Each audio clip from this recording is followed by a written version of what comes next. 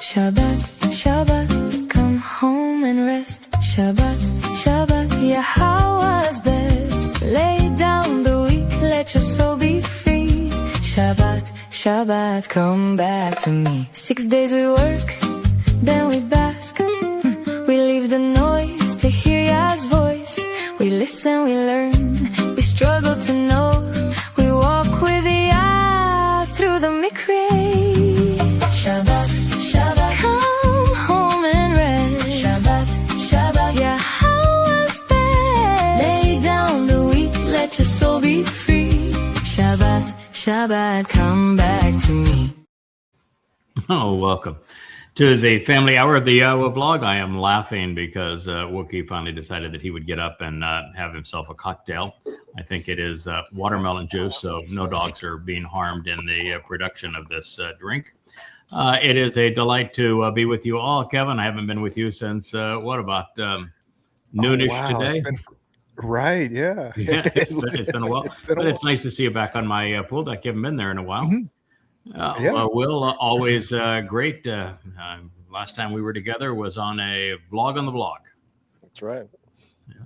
Good time. And Mariah, I got to heard your. I guess I heard your voice here earlier today. You were the vocals on the new introduction to the vlog on the vlog. I didn't know you did voiceovers, but it is a new thing for the resume. Yes, voiceover. She did really well. Yeah, it did. Yeah. And we have Mike. You must be at work before having headed home. Good to see you, pal. Yeah, good to see you.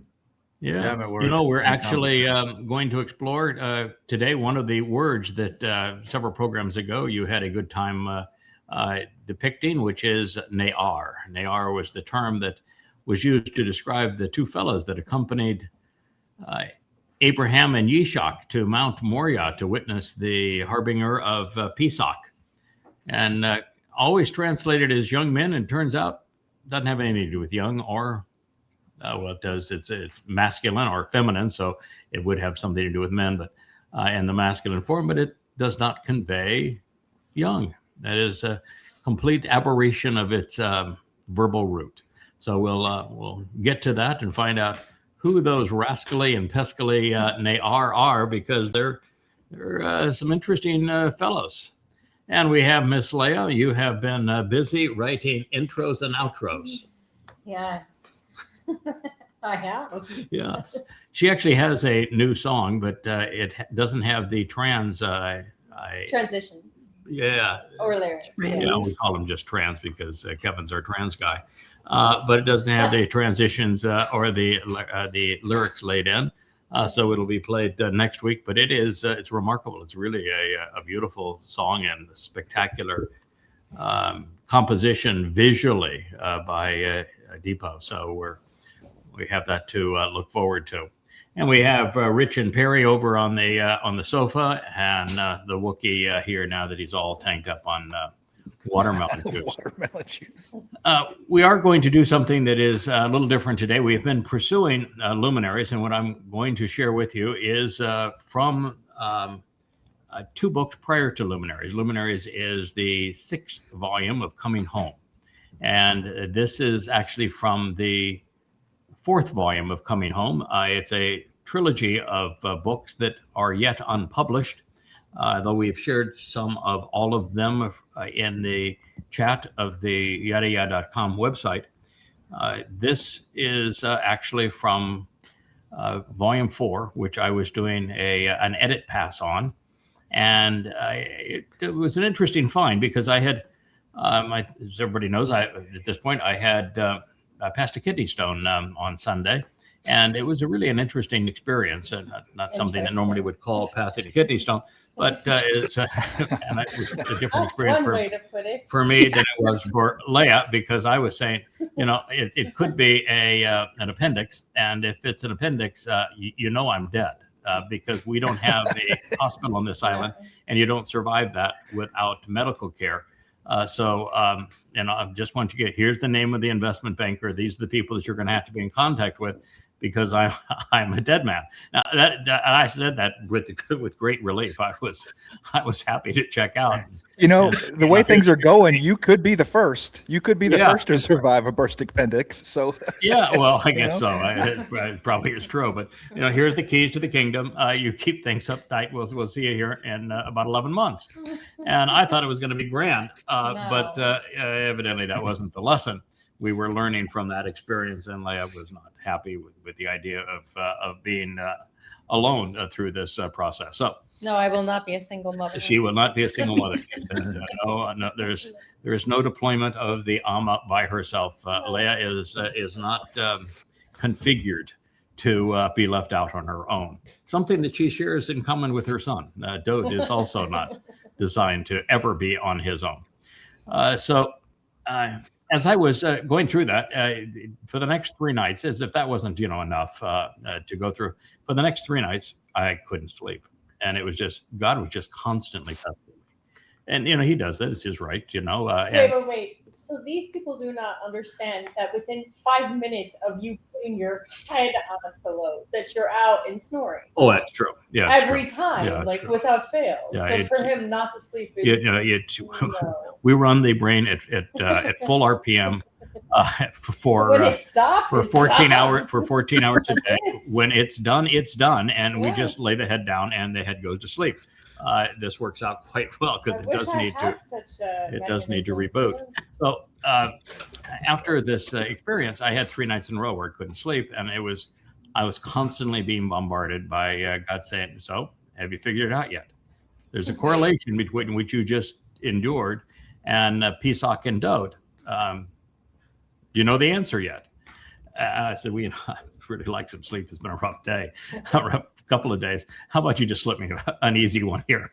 Where's the answer? And he said, no, we're not going to play the game that way. You know the way we go. Here, you need to find the answer. And by the way, you're not going to get any rest until you find the answer, because it's an important answer for you to find. All right. So after the 3rd night of that, we said, God, I hope I find the answer today, because this is getting old. Yeah. And there it was. I was editing, coming home in anticipation of publication of the book, and ran right into it in a prophecy that has been near and dear to us for a long time, and that is that of the Choter and Yasha'yah 11. And that's where we're going to share tonight, because it affirms something that my gut told me had to be true for a very long time. And the introduction, I would say, to this is the cat's a little bit out of the bag. Dowd was created to be God's beloved son. He's the firstborn. In fact, I would go so far as to say that the universe was created, life was conceived, the Towrah was inspired, and the Garden of Eden was established specifically because God wanted a son. And you might say, well, why would God, want a son all that bad? He's God. He's got everything he could possibly want. Snap his fingers, make a son, be done with it. He wasn't looking for a mini-me. He was looking for a genuine son, somebody that he could interact with, he could explore the universe with, manage it with, and otherwise just share. And so he created Adam as his firstborn. It just didn't work. I mean, there was a horrible disconnect. And the problem was that God couldn't fix it. People get uncomfortable when I say God can't do something, but there's a lot of things God can't do, and he's not perfect, and this he could not fix. And the reason he couldn't fix it is that he was too far beyond Dowd. It happened to fall right into the first thing that I ever researched as a young man, this disconnect between son's success and son's suicide, and particularly successful fathers. Suicide rates are astronomical and success is dismal. And so, it was just too much to create the environment where Dowd could skin his knees and, get back up and say, hey, that was kind of painful. I would, I need to cry on mom's shoulder and then let's get going again. It was just too much. And he knew it. It was 7 dimensions. Dowd was in 3, and he couldn't release Dowd to 7 until Dowd showed that he was of the right mindset to be released in 7 dimensions. And Dowd couldn't solve it on his own because Dowd was created to be God's son. He was never created to be on his own, ever. A few times that he was quasi on his own, man, it did not work out well. It was a shit show. Yeah. So this is the challenge that God was trying to solve. And he came up with an ingenious plan. He said, I'm going to give him a mom and a dad. Now, mom and dad, are not going to be all that different from him. It can be right, but not, righteous about it so that it's uncomfortable. It'll be firm, but not so much that it's put offish. That it'd be the right blend of approachable, but firm. Going to give them good parents. And that has been the story over the last 6,000 years. And Dowd would have 6 opportunities with good parenting at some point in his life or that whole experience to shine before Yahweh, to get to the point where Yahweh said, okay, now we're ready to go. I give you the keys to the kingdom, kid. Here's the Ferrari. Don't mess it up. And that's the story. And so once you know that's the story, then the thing that comes to mind immediately is that it would therefore be incredibly inconsistent with Yahweh to allow his firstborn, his beloved, to fulfill Pesach, Matzah, and Mow'edym alone. As a matter of fact, God would know him well enough to know he couldn't fulfill it on his own because he doesn't perform well on his own. And it would also be inconsistent with the man and woman that God groomed over these 6,000 years to support and love and encourage his son, to allow him to be on his own and not support him all the way. And all the way means all the way. And so what this prophecy foretells in Yasha'yah 11 is what I always knew had to be true. As his father, I was crucified right along with him. I went to hell with him. We did this together. We were never separated. And God then revealed something that now answers a lot of questions, which is that I had the most difficult task in human history. I had to go incite the Romans to crucify my son. Would never have happened if I hadn't incited them. And it answers the question that has always plagued Christianity, because there's no justification for the Romans crucifying that mythical man of Jesus. He was no threat to them. He never claimed to be king, didn't claim to be God, didn't claim to be a Messiah, didn't make any of those claims. So there was absolutely no basis for them to respond to him that way. And Rome was ruthlessly consistent in this regard. But Dowd's the real McCoy. It was his city. It's the city of Dowd. He is the Messiah. He is the very firstborn son of God. He is the king, not only of Israel, but of the universe. And so you bring that to their attention, and it's a different story. Now, you have to have a crucifixion. And you had to coordinate this on the right day, in exactly the right place. And then you had to be there and endure it alongside of him. That's the story. And we're going to get to the prophecy and the passage that actually explores that theory, which I think is irrefutable, not only knowing God's nature, the nature of the man that has served as his father, Dowd's nature, the nature of Rome, and the set of circumstances that we read, as well as the words used to describe what occurred. All right, so that's quite an introduction to this. We're going to start one statement prior to the first statement of Yasha'yah 11. I think many of you have heard this before, but the purpose of this is to affirm that the Choter, which we have always thought was a prophetic depiction of the role that I've been asked to play at this time. I don't think we have ever perceived the Choter as also Dowd's father back in 33 CE. But he is, in fact, both. This introduces that statement. Behold, look up now and pay attention. Yahowah, of the vast array of spiritual implements, the upright pillar of the tabernacle, who will lop off the ambivalent, non-fruit-bearing shoots with divided loyalties. And he will do so with tremendous force. And then the ones who have risen to the highest levels will be cut down, so that those in positions of power, as well as those who have an exalted view of themselves, will be brought down and humiliated. So he will strike down the intertwined and twisted of the cultivated groves with the hardened ironed rod and a sharp cutting implement. Then Lebanon, the white one, appearing as if enlightened, will fall and be cast down by way of the mighty and majestic one. That's it. Is this the same guy that Shlomo waxes poetic about? My love is like a cedar of Lebanon.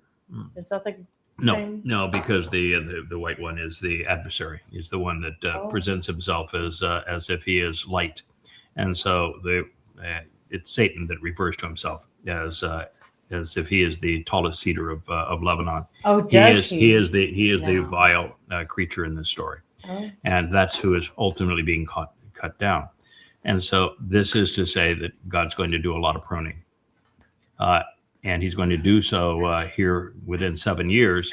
And one of the people that is going to be cut down is Hasatan's corporeal manifestation of Donald Trump.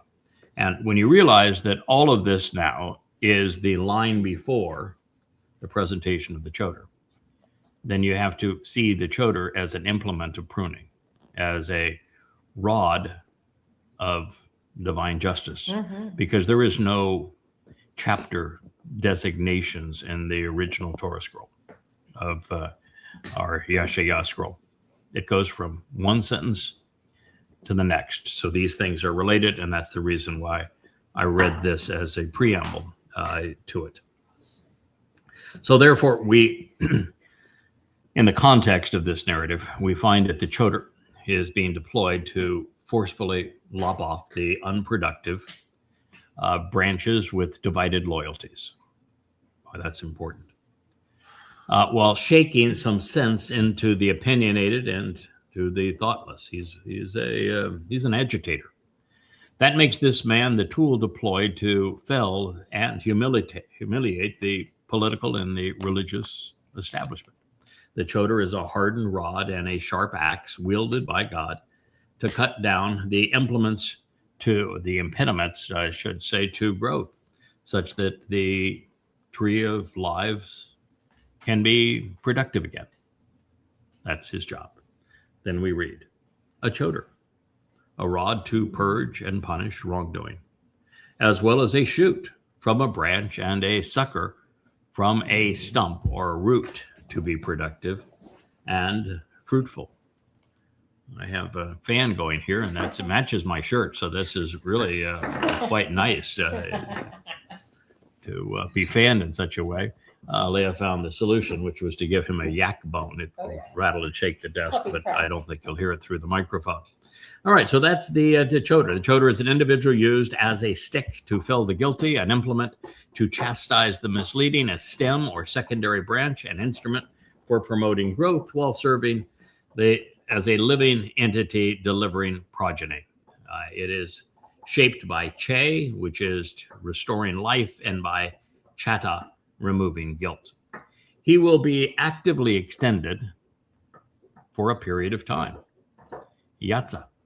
He will be brought forth to serve by means of the stalk, the gazelle, the original stump, the root from which new growth emerges of Yasha'yah. Yasha'yah means I am. It is from Yish, which means to exist, and Ani, which means I. This is I am. Do you know anybody that refers to themselves as I am? Yahowah. So what this is actually saying is the Choter is going to replace Yasha'yah, Dowd's horrible father, and he's going to represent I am. Now, that is a rather important visualization of what is an exceedingly important statement. So he is coming out and emerging from the rootstock of I am.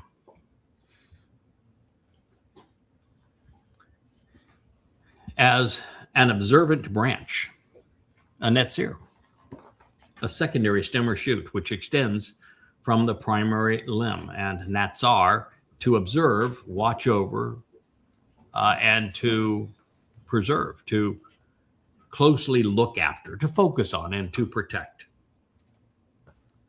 By means of his roots, and that which keeps him anchored and steadfast, as well as nourish, sheresh, such that he will continually bear an abundance of fruit, being a productive bull, while encouraging productivity in others. This is para. That is Yasha'yah 11:1. That is a pretty extraordinary introduction to the Choter. He is being depicted using all manner of metaphors to describe a tree, because he is symbolized by the tree of knowledge in the garden. And he is growing out of the rootstock of I am. He is therefore replacing Yasha'yah as Dowd's father. So with this introduction from the conclusion of the 10th chapter of Yasha'yah, we see the Choter as both a weapon and as an olive branch, as a conduit for new life, and also as the cudgel that has been used to lop off the dead and decaying wood. He is the rod and the axe that Yahowah will deploy to cut down and punish the religious and political adversaries to his people. At the same time, he is a shoot from the tree of knowledge, and he is the sucker that will bring the fallen stump of Israel back to life. It's one of the probably top 10 prophetic statements in the whole of God's inspired text. It's pretty extraordinary. And this is just the introduction to it. God was just getting warmed up. The Choter is presented as masculine singular. There's only one of him, although he will be deployed many times. And since this was speaking of a future event, Yasha'yah, who revealed this, was speaking of the next two deployments of the Choter, which were overwhelmingly the most difficult. Yes, you even saw Mariah kind of brings a tear to your eye. Tell you what, it did mine too. And in fact, he's even acknowledged tearing up over this.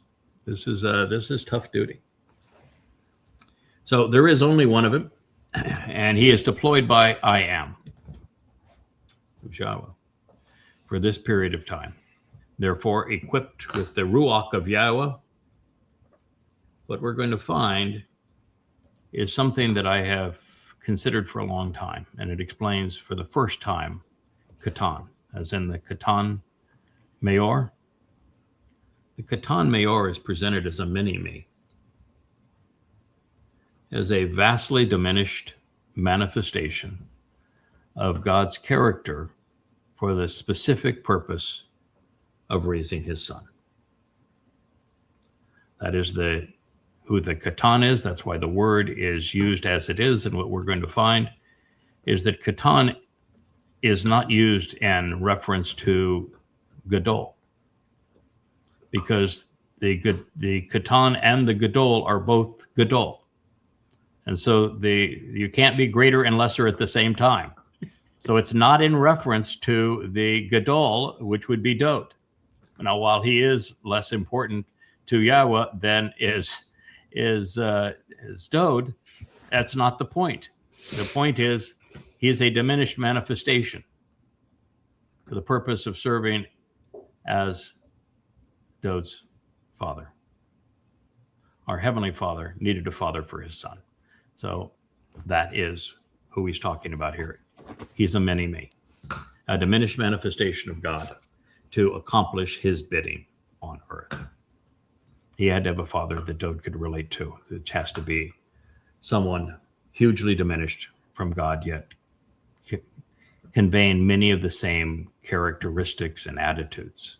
The reference to Yesha'yah, I am, conveys a couple of additional thoughts.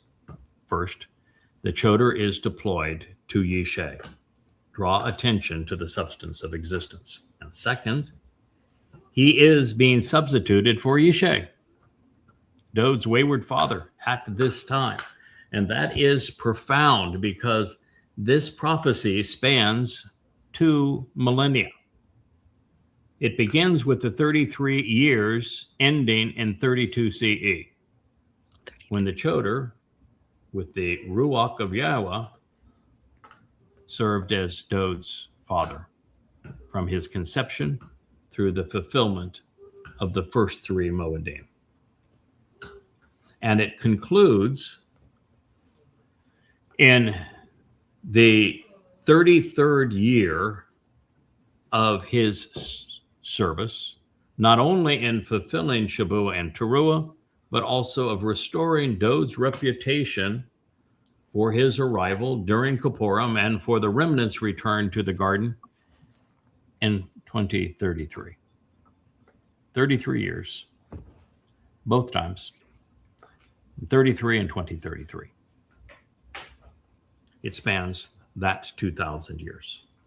The verb Yatsa reveals that the Choter is being extended to and actively deployed to draw Yehudim out of religious and political corruptions of this world and unto God. He is conducting a second and final Yatsa exodus from Mitzrayim, the crucibles of human oppression, just as Moshe led the initial and most formidable of the Yatsa. Israel has fallen. God's people have ceased being productive members of the covenant family. To resolve this problem before this would result in a fruitless harvest coming forward, Yahweh is using the Choter to give the fallen stump new life, but he's also using him to give Dowd new life and us new life through him.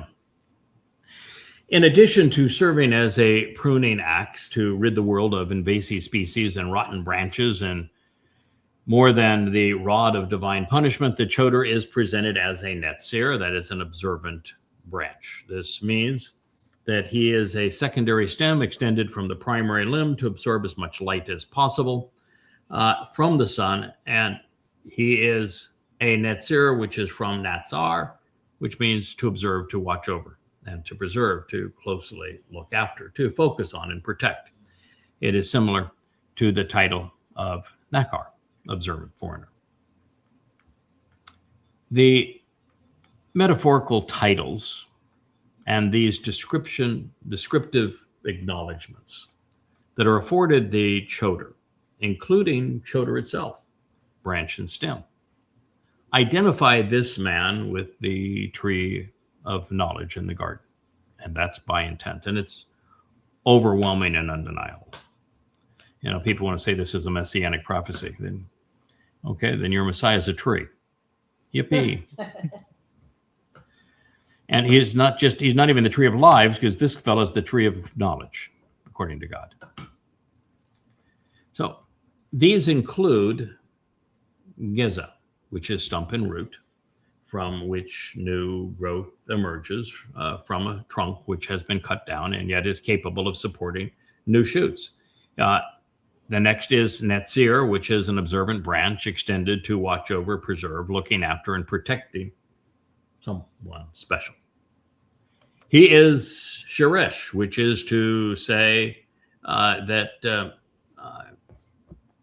his roots keep him particularly well anchored, steadfast, and properly nourished. In addition, the Choter is para, which means that he will continually bear an abundance of fruit, being a productive bull and all, while encouraging productivity in others. And beyond all of this, in the next statement, we find that the Choter is etzah, the tree, one framing God's portrait from beginning to end. So it's pretty hard to deny all of these connections. Therefore, Israel can be assured that he will never be pushed aside, be blown away, and he is firmly established for the duration of these missions. Now, the reason that Yasha'yah cleverly and subtly established the Choter as a tree and concluded this descriptive assessment by calling him para, productive and fruitful, is that, quite frankly, everything is riding on his success. From Dowd to the covenant, from the remnant to the return to the garden. You know, God's going to say the same thing by referring to this man as the Zeroah, one cultivating the seeds of the harvest. Even more adroitly, he is the para, the productive bull, during Yom Teruah, which is the day of the herald, during the sacrifice of the Adamah para. He's also the bull whose blood anoints the mercy seat of the Aaron Bereth. Not once, but twice. First on Dowd's behalf during Pesach, and then again 20 Yobel later on Kippurim. And the reason is that he has to make Dowd's sacrifice acceptable. And the way to do that is the blood of a bull on the Kipporeth prior to Dowd's sacrifice as the lamb.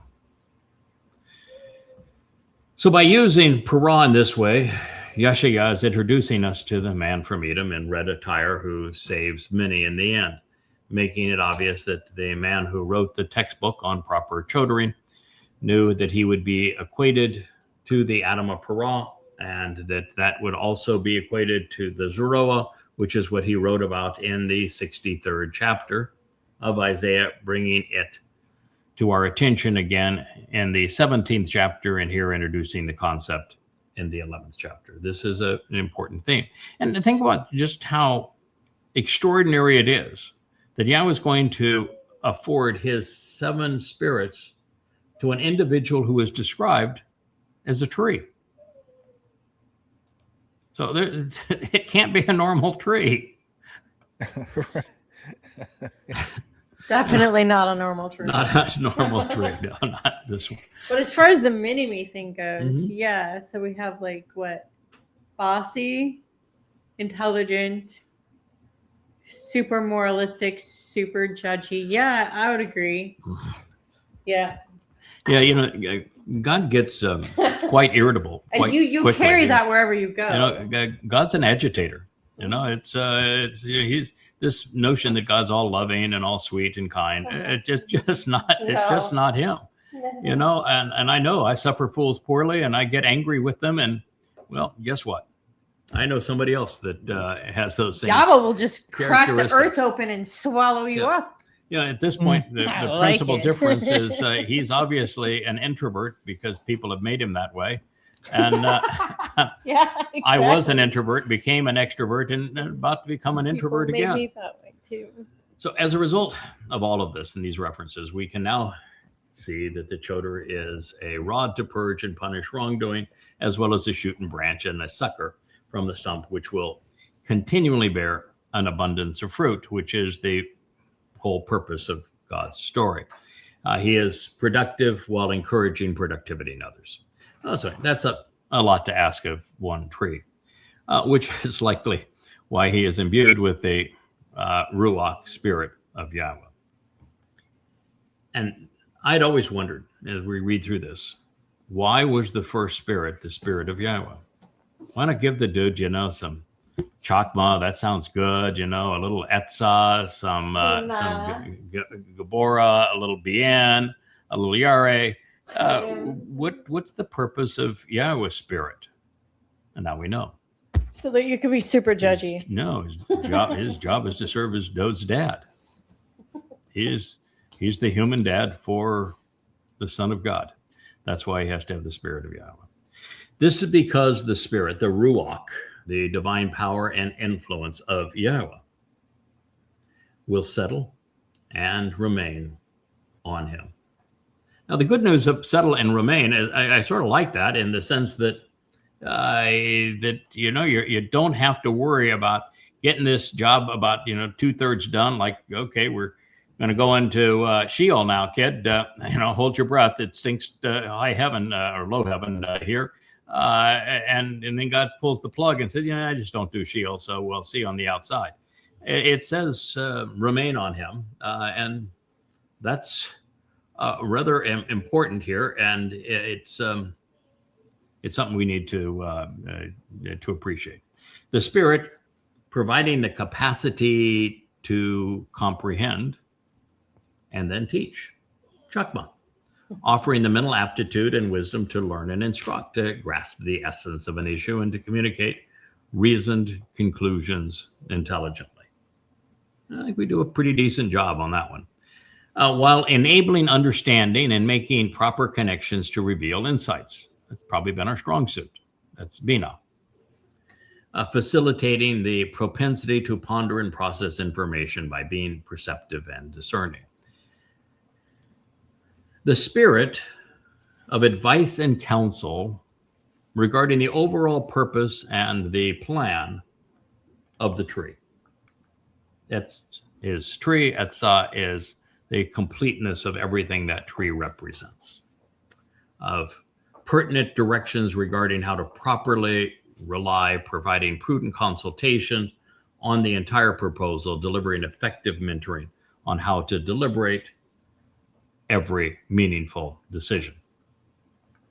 And of being emboldened and inspiring, powerful and strong, awe-inspiring at times, victorious, exceedingly competent and courageous. Be poised and assured as a leader who is empowering and able to accomplish the mission. The spirit of Dyath. The tree in the garden, it was the Eth, what was that again? That's how the... It was the Etz Dyath, wasn't it? So this is the spirit of Dyath. So he is the Etz Dyath, according to God. And to deny that is to be blind. So he is the spirit of knowing and knowledge, of perceptiveness and discernment, of acquiring information, of being aware of the evidence and being able to differentiate what is relevant, what is accurate, what is fact and fiction. So as to respect and revere Yahweh. That's 11:2. So the Choter is the first and only person, according to God, in human history to receive the 7 spirits of Yahowah. And he's also the first person to even say the name Yahweh. He's also the first person to say the name Yahweh in centuries. Well, certainly the first person in the last 2,500 years. Yes. That's a pretty significant. Significant chunk of time, sir. Yes, it is. And putting all of this together, we realize that he is infused with some intellectual prowess, understanding, counsel, courage, competency, and knowledge, and an appreciation for Yahweh's name and nature. And this is a reasonably powerful package for important times and purpose. I would have thought, and it's good to know. But time, but it's good to know. Far more than time. Go ahead. It's good to know that it's ongoing too. That you're not going to be diminished in Sukkah. I mean, how great that would be to have the 7 spirits of Yahowah, and then mission's done, kid. Thanks, I need my stuff back. I need my stuff back. Yeah. Pack it up, kids. Pack it up, kid. Yeah, I want my stuff back. You've served your purpose. Goodbye now. I mean, okay, well, Thanks, Dad.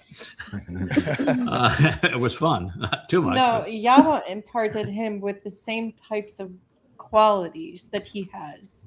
Like I said, bossy, clever, judgy, moralistic, Mhm. and doesn't let anyone off the hook. That is him. Yeah. So one doesn't have to speculate to determine that Yahweh prepared this man, his Choter, for two of the most important missions in human history. God was assuring us that he would succeed by making him wise and judicious, insightful and cogent, intelligent and effective, bold and steadfast, poised and assured, disciplined and unwavering. There would be other people that would use stronger terms than those, and they would probably be right. He will learn the answer and then he will share it, because God won't let him sleep until he does. That's right. He learned what insomnia is. We do have a very special relationship. Okay, kid, figure it out. Don't let me down now. And beyond all else, he will love and respect Yahweh. It's true. As a result of this, God affirms that his Choter will respond when called, and he has not lost his number. His profound respect for Yahweh's name will be paramount, and boy, is that ever true, motivating him to reintroduce Yehudim to the God whose name they have erased. Additionally, by accepting the offer and responding appropriately, he will be perceptive. His acceptance and his perceptiveness, his nose for the truth, his willingness to respond and supply answers after his virtual meeting will be considered quite pleasing, bringing him very close with regard to developing a profound admiration and respect for Yahweh. Therefore, it will not be by an appearance or a vision seen with his eyes that he will decide. He will Shabbat, that he will confront the evidence and be all judgy and stuff. Yeah. Yeah. Love Making it. decisions. He is judgy. That is true. But he doesn't judge. Judgy is a good thing. Yeah. And it's not all so Being judgy with his eyes. instructive and bossy is a good thing. You can't let the clowns run the show. Mm-hmm. It's important to have good judgment skills. Yeah. No, we're being judgy is not so. No, in fact, God loves the exercise of good judgment. I think the most revolutionary thing that I heard you say that really flipped my perspective was that hate was a virtue. Yeah, that's being pretty judgmental. That was Yeah, you can't love, Such genuinely love until you learn a who, revolutionary thought where, when, at the and how At the time. to be righteously indignant. Mm-hmm. Also, it will not be by hearsay. Boy, is that ever the truth. Heard with his ear, that he will make judgments or approve his arguments. No, he's never been one to say, all right, why don't we all have a little consensus here and decide what's right. it's not a democracy. I didn't get to say to you, okay. In the morning, I'll ask Leah for the answer, and if she doesn't know it, I'll go to Richard Perry. We'll get this figured out for you. That's just not his. That's not his style. Prophets are either afforded visions, as we know, of future events, or they listen to and then simply report the words that God shares with them, such that they are always accurate and reliable, at least when reporting what God had to say. False prophets, however, are provocateurs of hearsay. This Choter, by contrast, will be distinguished by an entirely different approach. I really admire God for choosing this approach. It's a lot of work, but I think he made the right call. With the benefit of the Ruach, Spirit of Yahweh, settling upon him, he will use spiritual chakma, intelligence, giving him the capacity to comprehend what others have missed. Yahweh will expressly, Bena, enable him to make the appropriate connections to understand his testimony. Nobody does it better. Yeah, most of it as never before, therefore share a plethora of profound and previously unheralded insights. I think the Torah, prophets, and Psalms removed of the books that don't belong are about 1,000 pages, written like we write our books, set to the same margins. Last count, it was about 30,000 pages. Yeah, okay. Yahowah did say you were verbose. He did many times, many times. And he's in a position to call somebody verbose because he knows verbose. Indeed.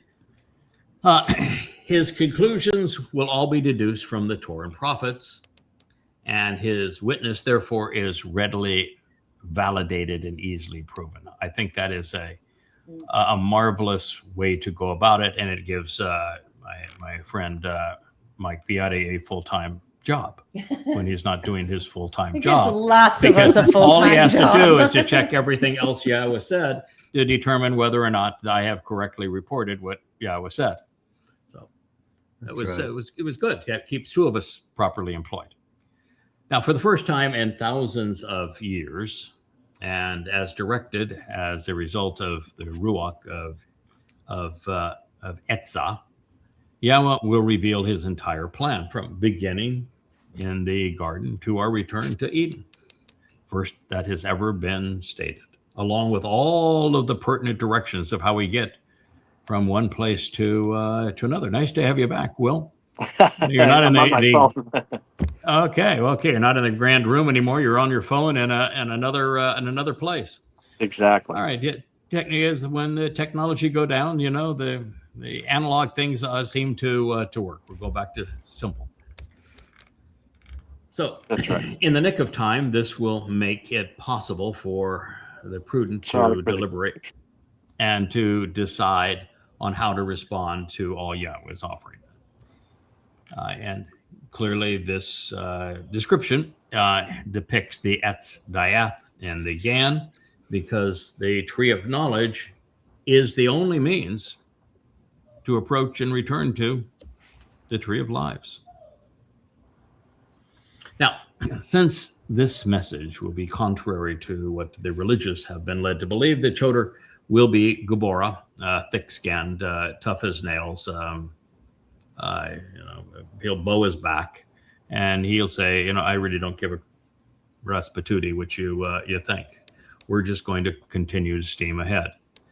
Obviously, this is an unprecedented situation and individual, so there's much more that God wanted us to know about him. The Yahowah wanted his people to recognize him, which is why the prophecy exists, and then benefit from what the seven spirits communicate through him. So still addressing his chosen implement, Yahowah reveals that he will be real judgy. But he will be, mostly accurate and forthright. Instructive. Especially regarding judgy, moralistic. Especially opening the door to understanding. And, he's not going to say it is this way because I say it's this way. He's never going to do that.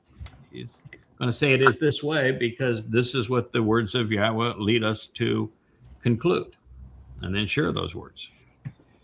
So Israel was supposed to have judges. Yeah, of course. They had judges for 400 years until the people said they wanted a king like all the Gentile nations. Yeah, that notion, judge not lest you be judged, that doesn't fit with Yahowah's plan, because he had not only established judges, but his people were led under the auspices of judges for that 400 years. And a shafat means to decide, to judge, to be really judging. Yeah. Wasn't it when there were no more judges in Israel that they wanted a king? Well, so it was 1 Samuel 8:5. It said, hold on. And said unto him, behold, so the people said to Samuel, you are old, and this the King James, thy sons walk not in the ways in your ways, so make us a king to judge us like all the other nations. Yeah, all the other, and it's actually other goyim. So they wanted a ruler to be over them like all the other goyim, when God was telling them, you don't want to copy the ways of the goyim. It had to be a dagger to God's heart. Yeah. If you do everything other than this, and this is now what you want. And that's why when Samuel went to God and he says, they want a king over them. They don't want to be led by the judges anymore. I have failed you. I'm sorry. They say I'm just too old to do this job anymore. And God said, hey, nah, they didn't reject you. They rejected me.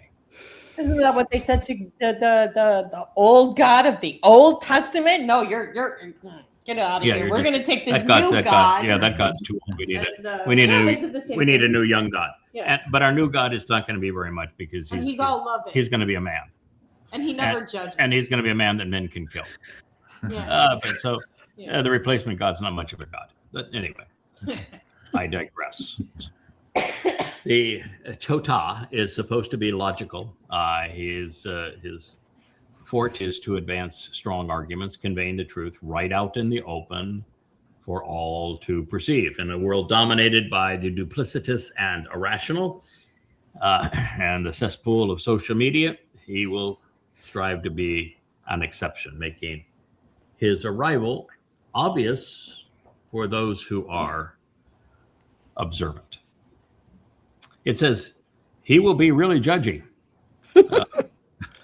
Shabbat. Yep. He will decide, Told you. being judgmental, adjudicating the matter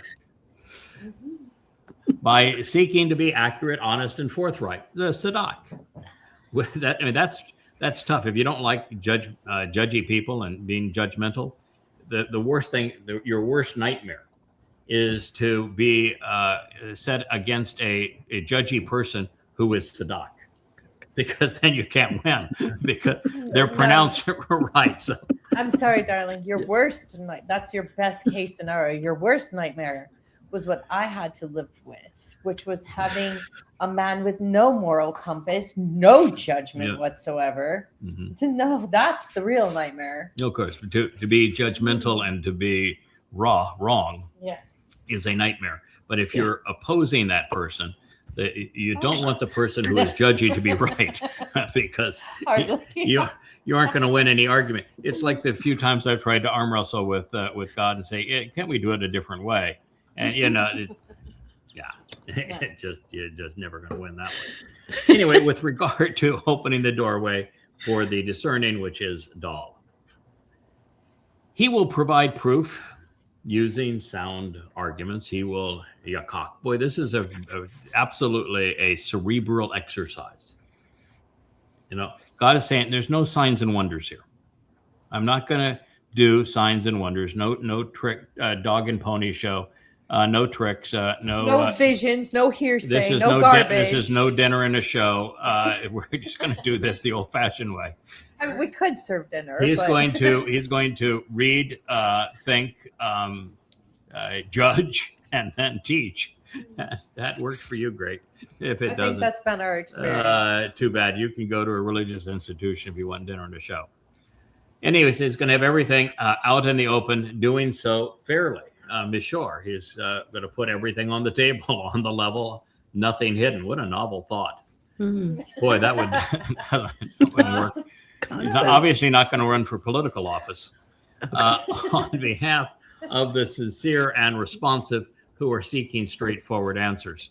Boy, he is destined to fail on X and Facebook, is what God is saying, of the earth. Okay, that was 11:4.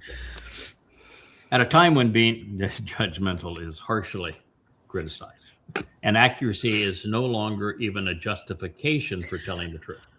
When you get banned and spanked on Facebook or X, and they say that your behavior was against our rules, and you say, but what I said was true.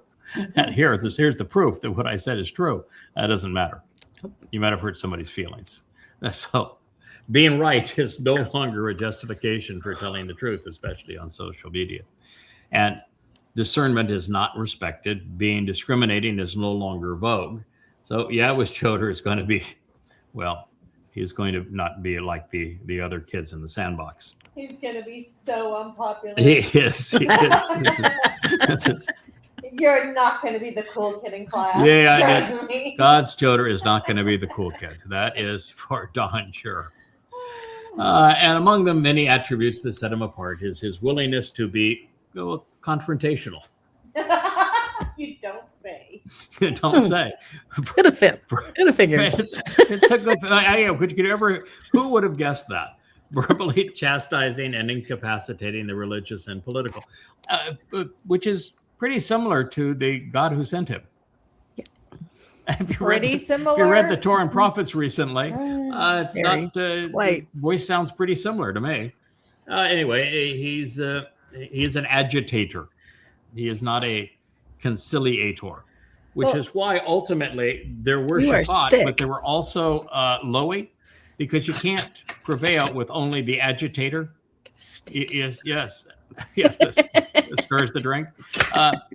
Sometimes you have to have a unifier. And so there has to be a unifier or multiple unifiers, Kevin, in our group for us all to get along. And Mariah's pretty good at that too. I think you are as well. Leah, Mike, and I may be more on the we'll agitate scale, but you got to have both, and you got to be who you are.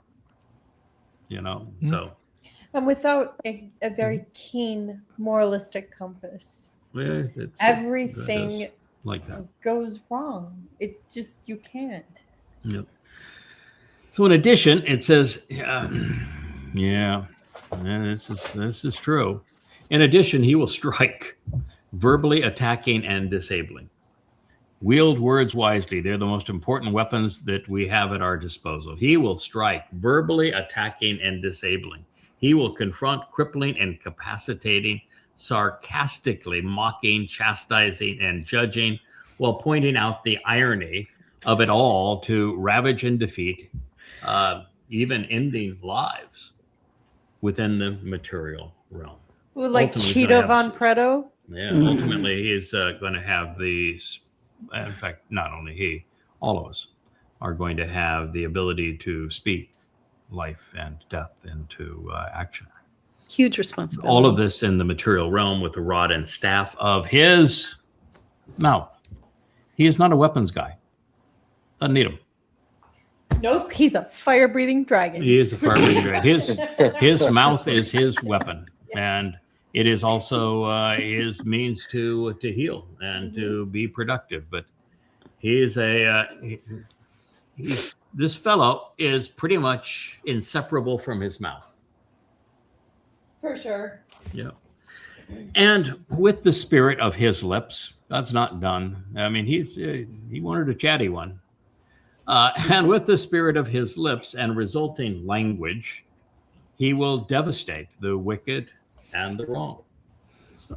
Since God gave this fellow his 7 spirits, and he's using words to absolutely destroy those who are wrong, you got to pretty much own up to the fact that God views that favorably.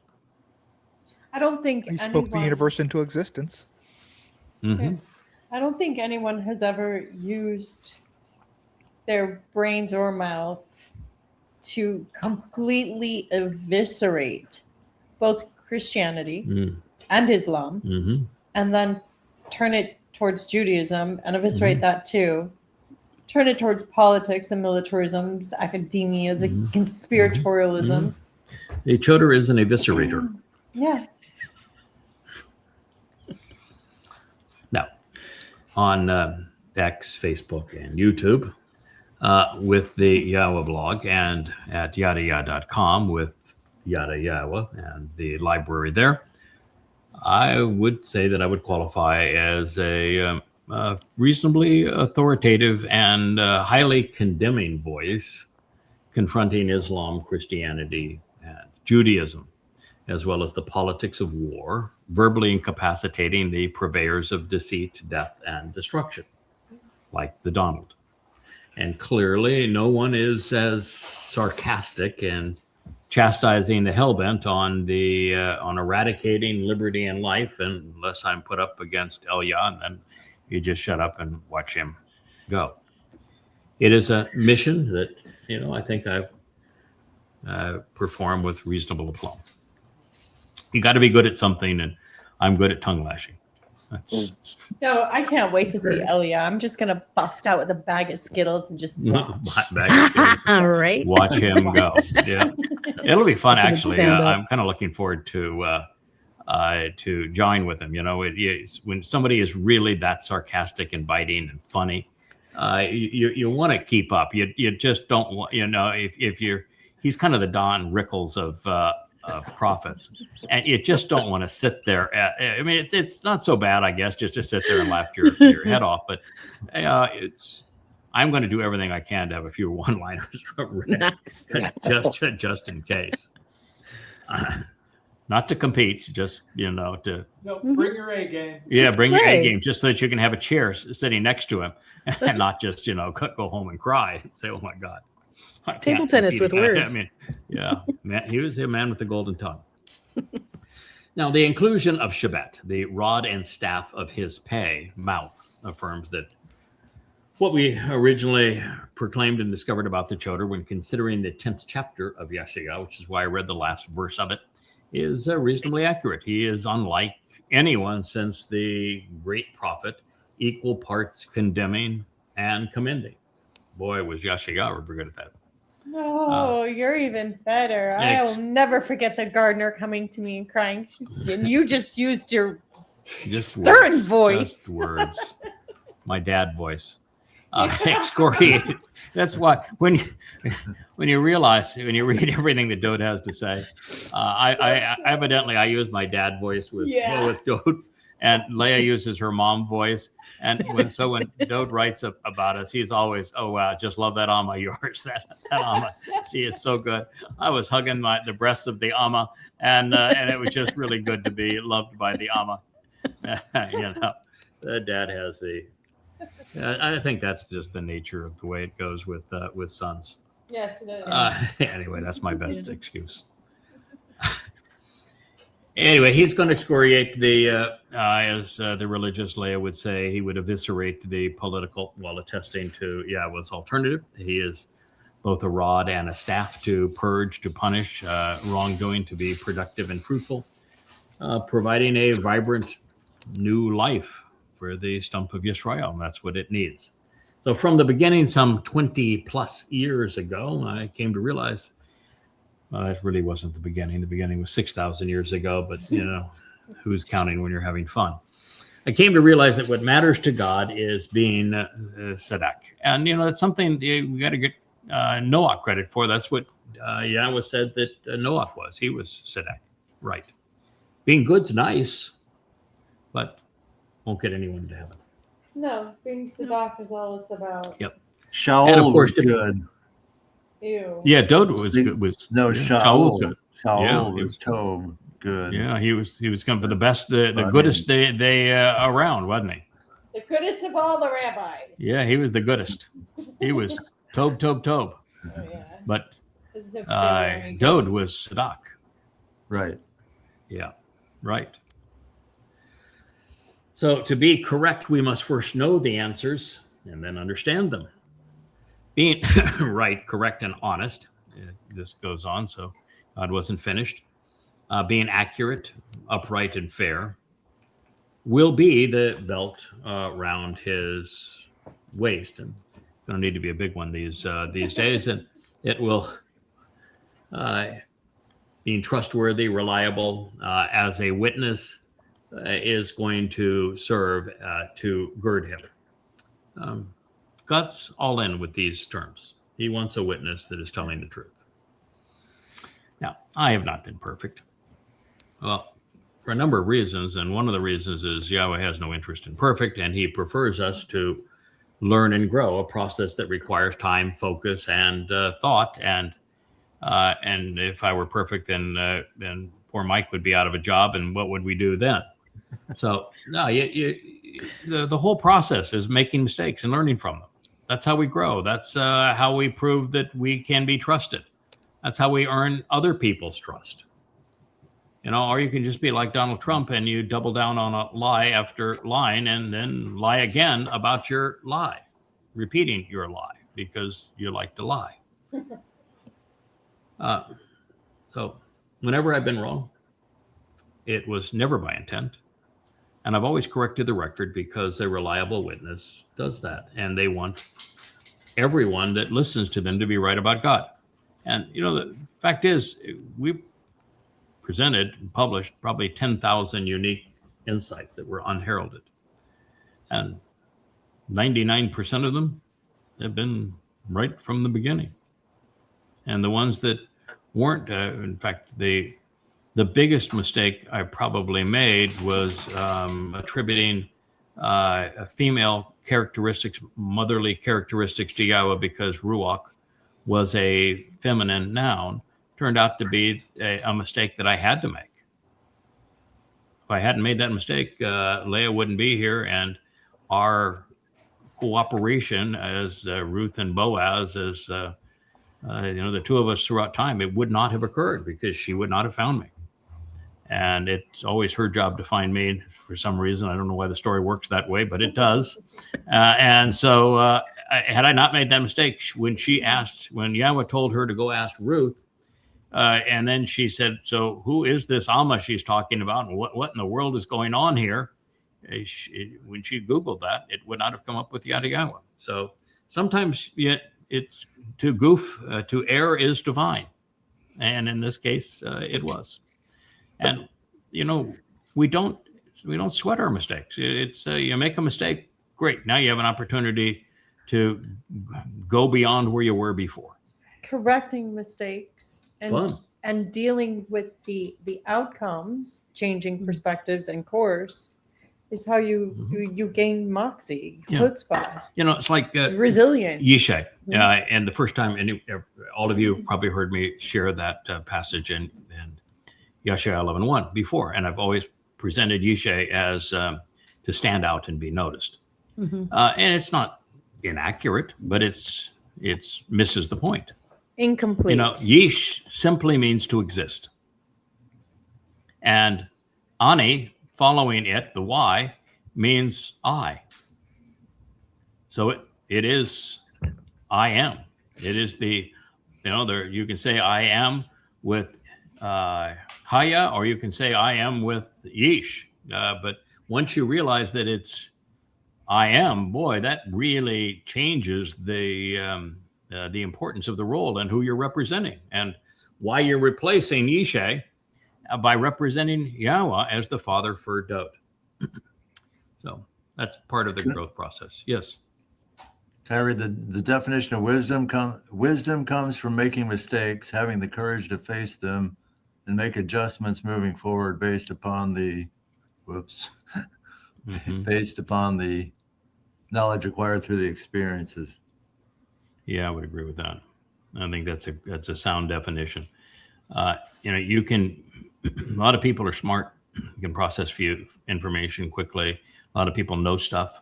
Understanding is rare, but wisdom requires that process. You don't become wise by being right about everything all the time. Yeah, you've become wise by occasionally knowing that that was not the best possible answer. This one is a much better fit for the evidence, makes more sense, and let's now share it and learn from it and grow as a result of it and build on top of it. Yeah, I would certainly agree with that. And that's why God is so opposed to perfection, to perfect. Because with perfect, you would preclude that definition of wisdom, wouldn't you? There could be no chakma if you were perfect. No. No growth if you were perfect. And if everything was perfect, we'd all be out of a job because... Wait, if everything was perfect, why would you need God? Yeah. Well, God himself's not perfect, so that wouldn't work either. Can you imagine us? We'd intimidate God because we'd be perfect and he wasn't. That'd be an odd situation, now, wouldn't it? That'd be a bummer. And if he was perfect, he wouldn't be approachable. And if he was perfect, there's nothing we could contribute to the relationship. And a relationship where you can't contribute it would be really, really stifling after a while. In fact, that's part of what makes us more comfortable around God, is we know it's not a one-sided affair. He gains from our company just as we gain from his. Now, we gain more than he gains, but it's not a contest. But if we couldn't contribute, we'd always be intimidated. Yeah. We'd always wonder, how long is this going to last? True. So as we proceed, what God conveys next, now we're getting to it, has been universally misunderstood over the millennia. You are about to be exposed to something that explains what occurred in 33 CE in a way that I think answers so many heretofore unresolved questions. And those questions are going to be that Paul was not a very smart man. He was just a conniving fellow.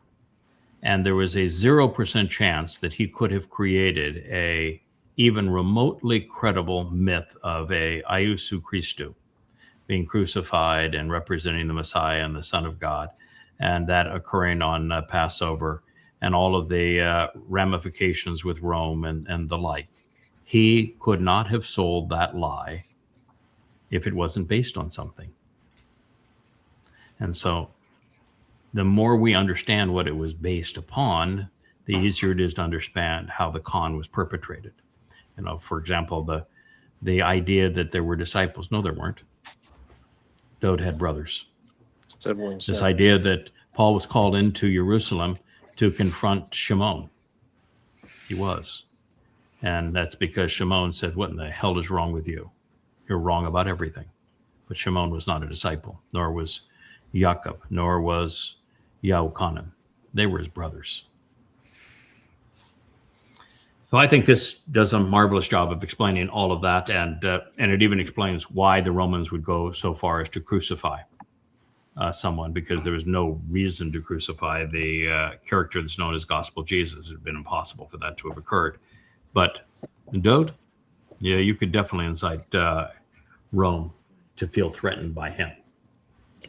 I don't see you as instigating Rome, but I've never seen you back down, and that would make them aggressive. No, they had to be instigated. The verb, I drove this to its conclusion. I had to actually instigate Rome to crucify Dowd. You talk about a heavy burden. Yeah. That was I've always wondered, what was the biggest ask that Yahweh has placed on the role that I've been asked to play? That would be it. That was it. That's the toughest thing that God could possibly have done. And the only way that I could endure it was that I had invested 5 lives up to that point to prepare him for this moment, that I knew it was the single most glorious opportunity of his life, and I knew I'd be with him every step of the way. Yeah. That's the only way it could have been done. And I even think about it now, I tear up. No wonder he likes his mother more than his father. He's a mom. That's not true. Don't blame him for that. I like his mother more too, but maybe not more than his mother is competing with our father. So anyway, I digress. To appreciate Yahweh's prophecy, we must recognize that the animals in the following list are symbolically presented. There's not a 4-footed creature among them. They convey concepts which help us understand the players and their affinities as we move through time. The Zeeb, that's a wolf. The wolf is representative of Christianity generally and of Paul specifically. It reflects the troubled. The wolf in sheep's clothing has caused Yehudim in general, but more specifically, Paul led the world astray with his Jesus, a counterfeit of Dowd, who is the Kephish lamb. And it is the lamb represented by Dowd who fulfilled Passover, albeit not alone. And this is the single biggest grievance that God has with mankind. So he sets this whole thing up by saying, The single biggest grievance is the wolf against the lamb. And that's why this conflict is listed first as we go into the next statement. The Namer is something that you're not going to find by definition unless you're a bit of a curious soul. The Namer represents the Black Panther that is Nimrod. Nimrod and Namer are one letter removed. You add one letter to Namer and you have Nimrod. And Nimrod speaks of the Babylonian effect of Christianity, of Judaism, and of Islam, with their commingling of truth and lies, religion and politics. The Namer designation serves as the base, as I've said, of Nimrod, just one letter addition. Not only is Nimrod the forerunner of Jesus and that myth as the alleged son of God who was killed during the Easter celebration, all three manifestations of Babel: religious, which is Christianity, political, which is the US and the EU, and geographic, which is Iran and Iraq, have haunted the world and particularly God's people.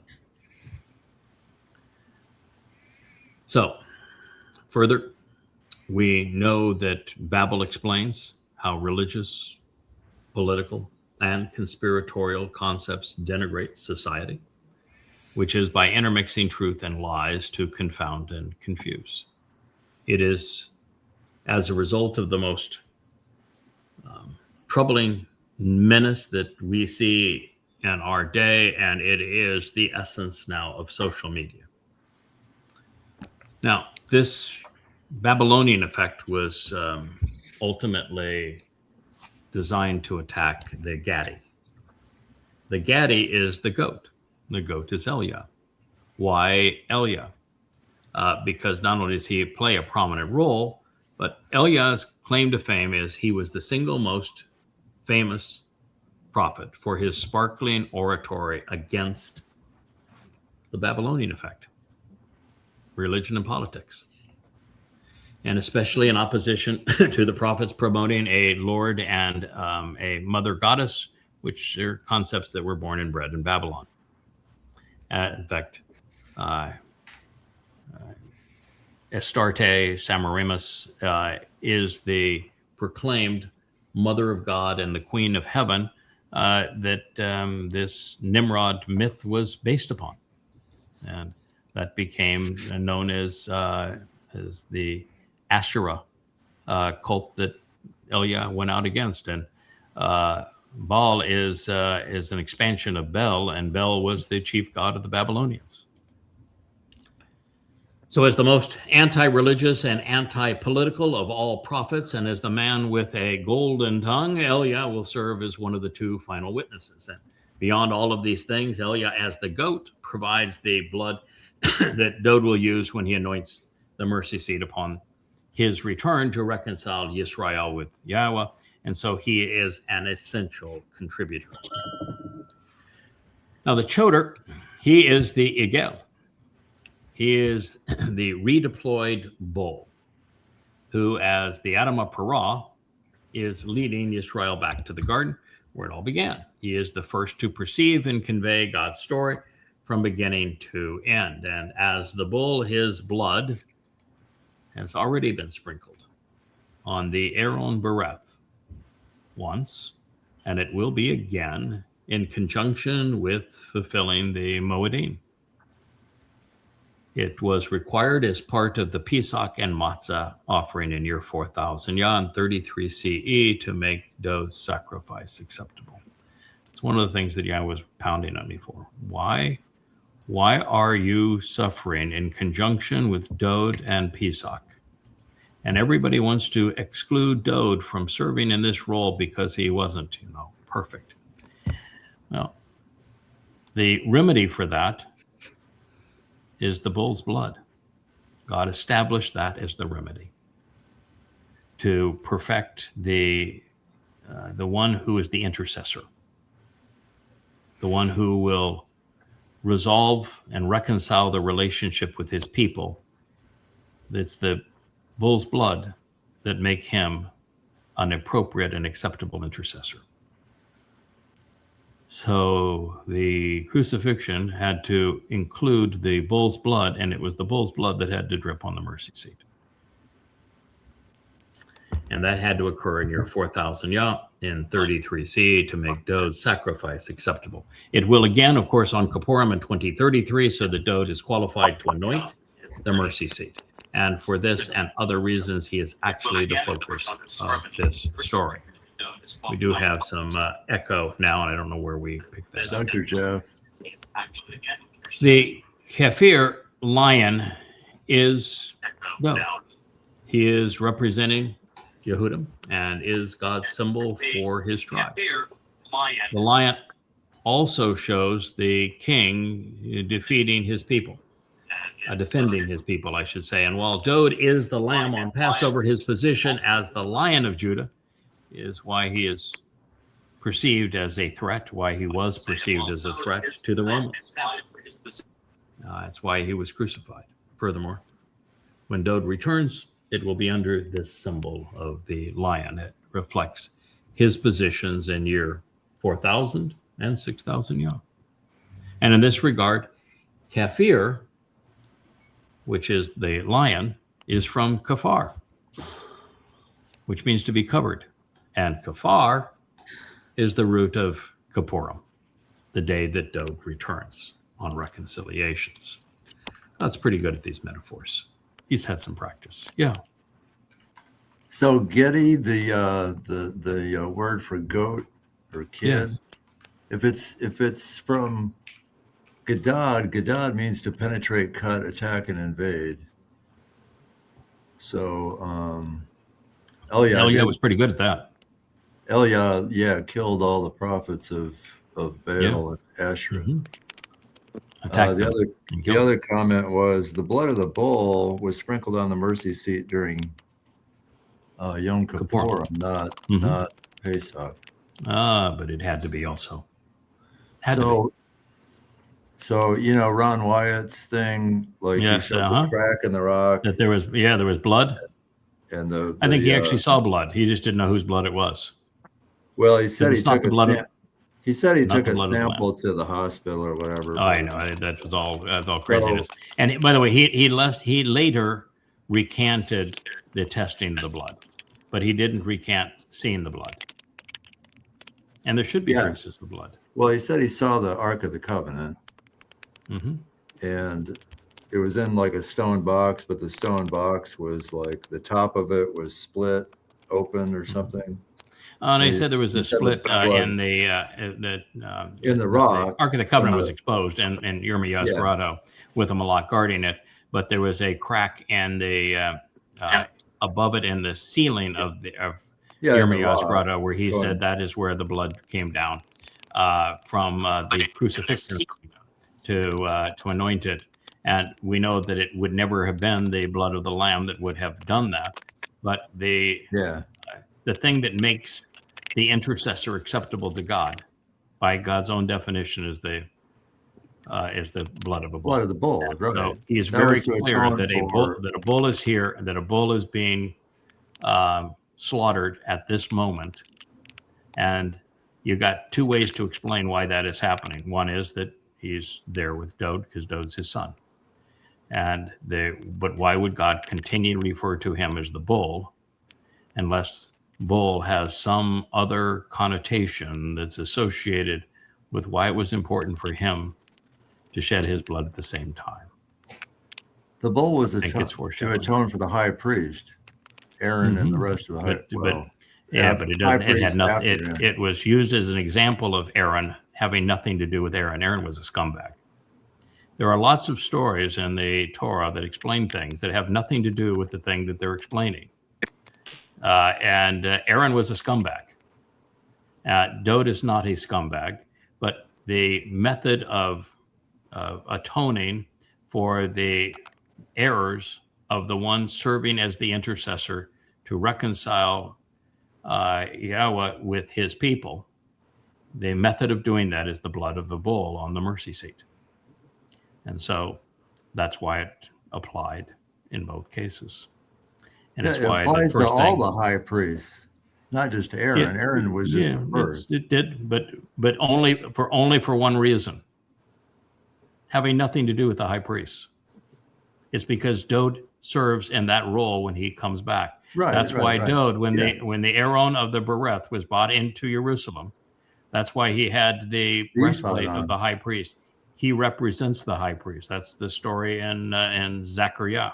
So the foreshadowing is there for the express purpose of telling you what's going to happen and why it's going to happen. It's not there for any other purpose. So this eagle, who is a redeployed bull, and the Kaffir lion as the Kebesh lamb, they are the Qatan and the Gadol Mayoreth. They are the two men called by God to fulfill the Mikra.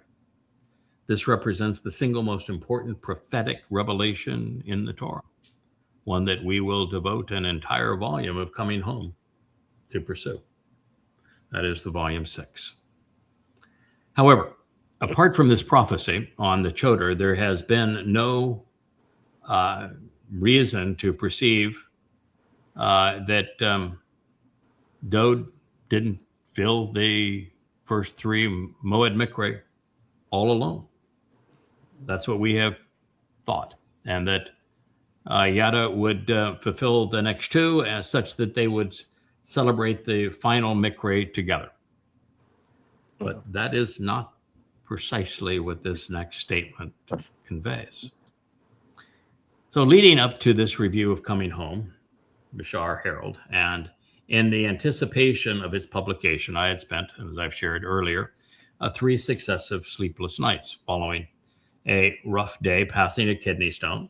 And it was Yahowah that was constantly asking me to figure out what this had to do with Passover and with Dowd, night after night.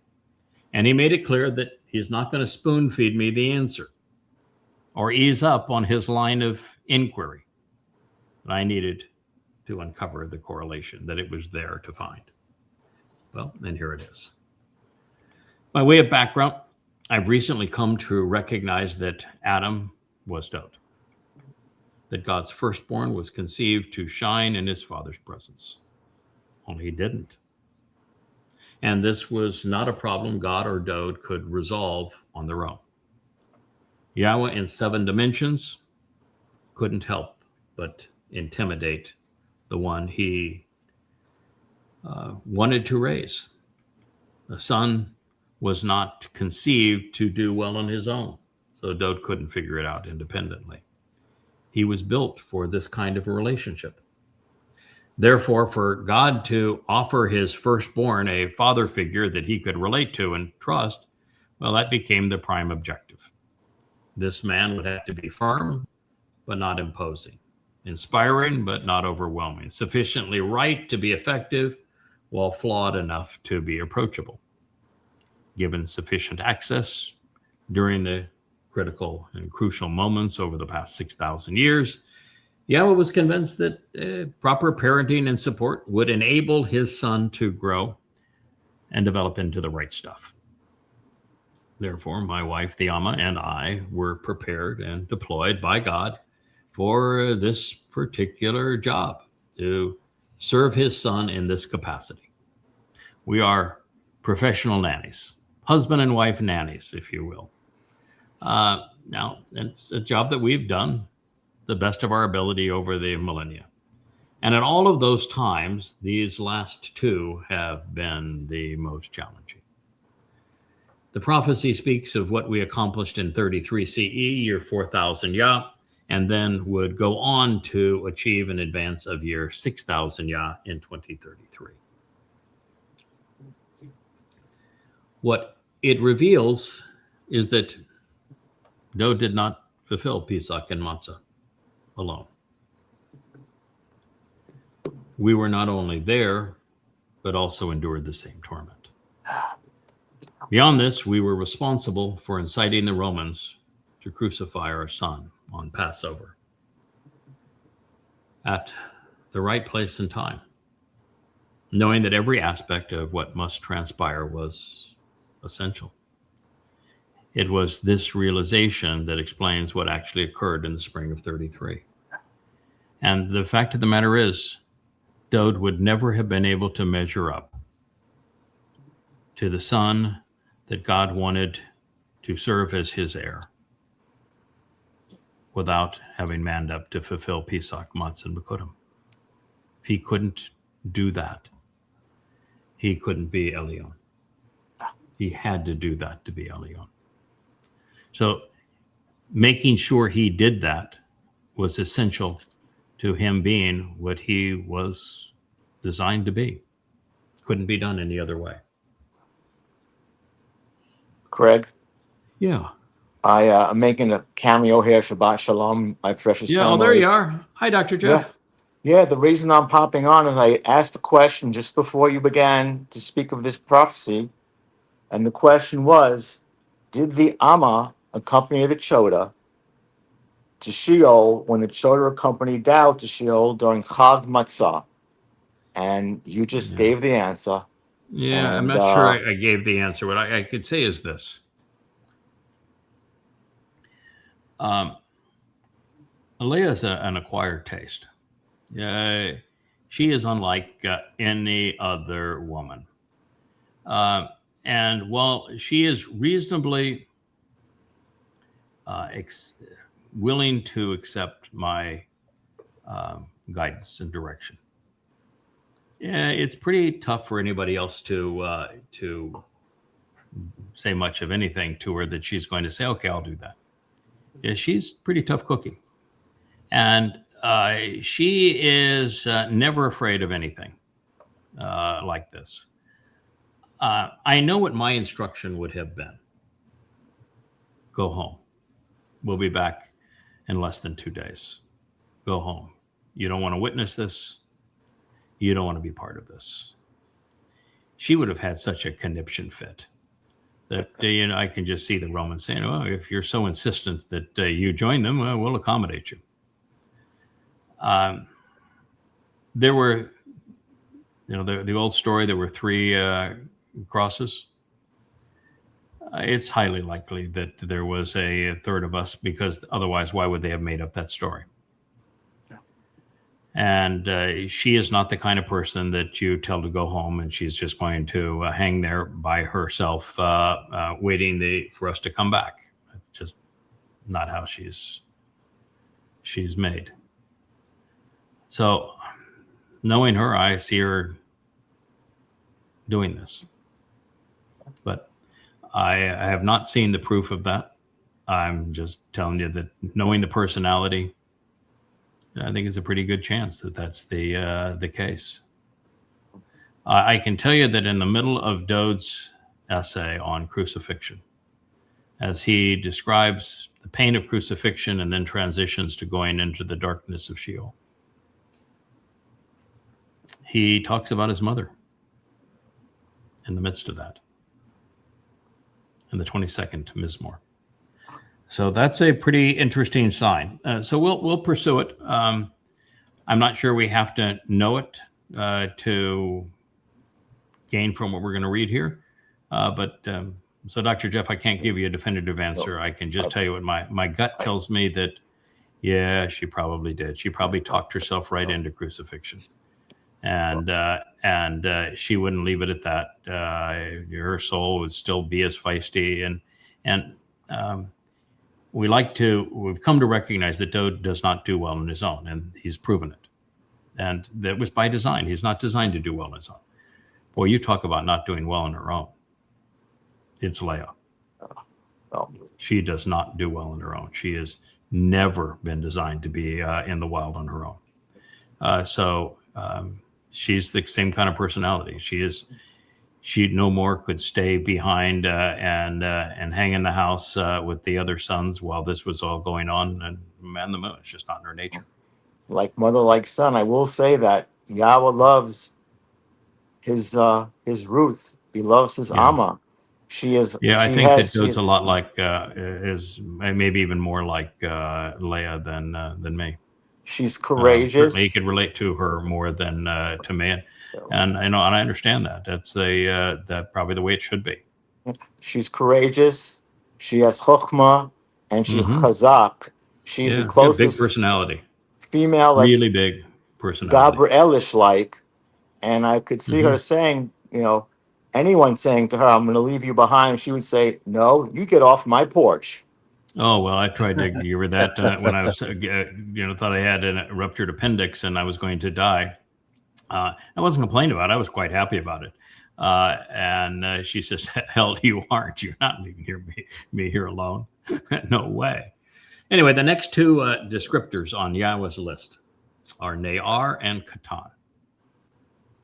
Now, these titles are prophetic legend, particularly regarding the Torah's initial prophecy, the story of Noah and Shem, and after the flood particularly, and then with Ruth and Boaz. Naar is thoughtlessly rendered as young man. And if you look it up in Strong's, that's what you're going to see. But that's a horrible rendering of the term. And it's rendered as young woman when it's in the feminine singular as Nayara.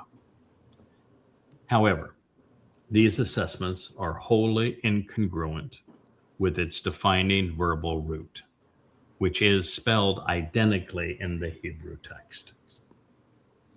Therefore, when we search for meaning, we find that Naar is an agitator, disrupting and disputing human control mechanisms.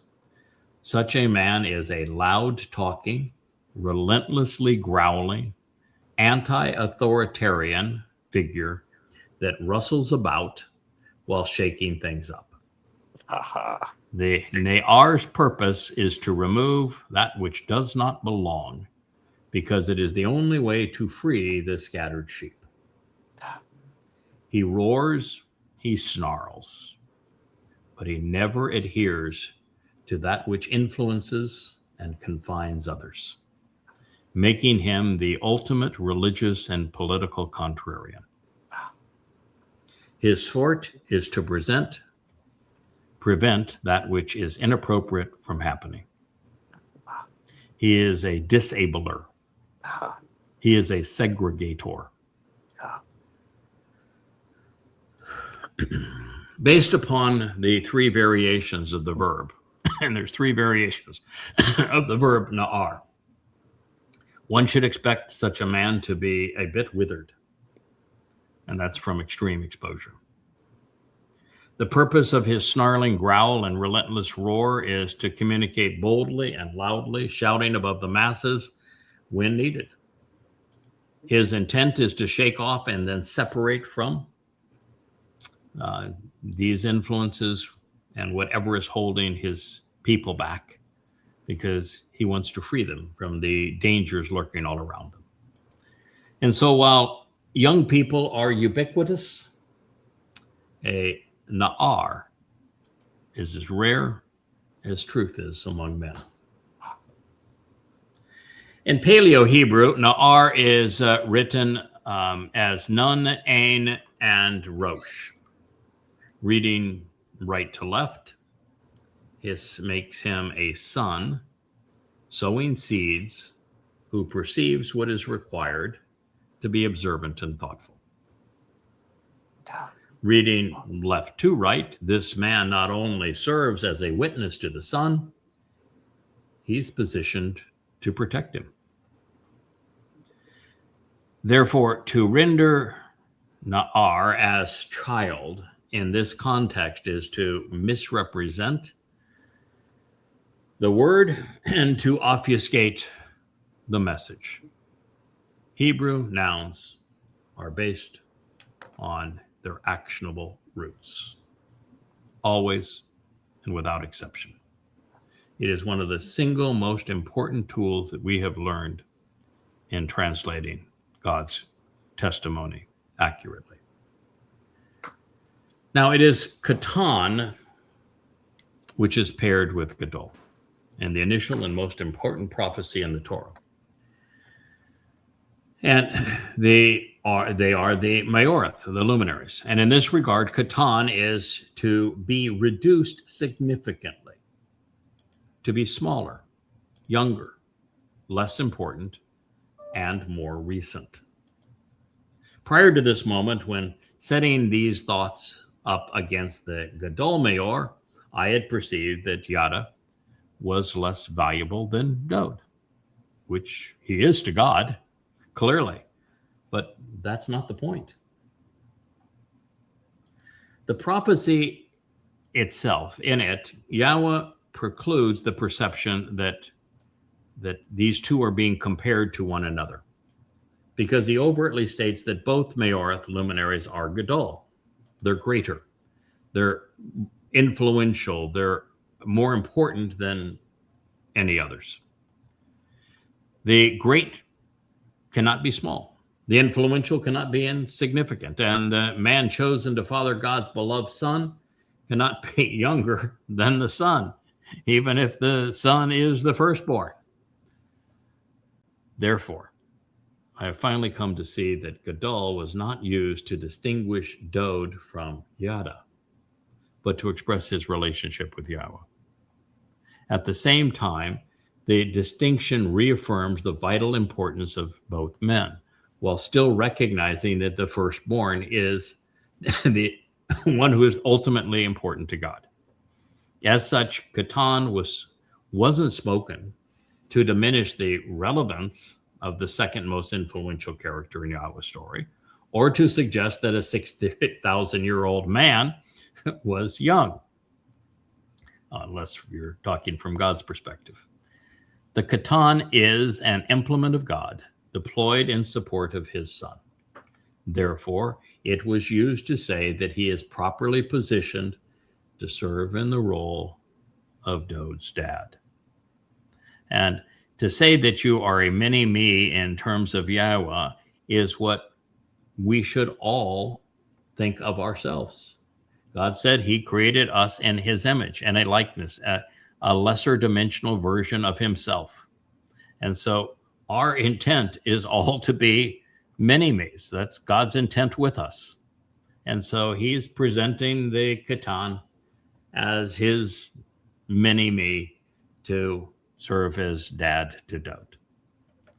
So the Qatan is reduced significantly so as to be smaller, younger, less significant, and more recently deployed than the one using him. The comparison is toward God, and that's by design. Yahweh wants Dowd to grow into a son with whom he can explore, manage, and share the universe. But since this man did not emerge from the garden, God deployed his Qatan, a mini-me of sorts, to raise his beloved. Now, there's only one potential verbal root of Qatan. It fits this story beautifully, but it is it's a bit rough. And it reminds us that the Qatan is known because he will be slaughtered. Not once, but twice. Of the only other words which share the first two letters, we find kat, which references a point in time. Keteb, the only other, indicates that his slaying will be to abolish a plague.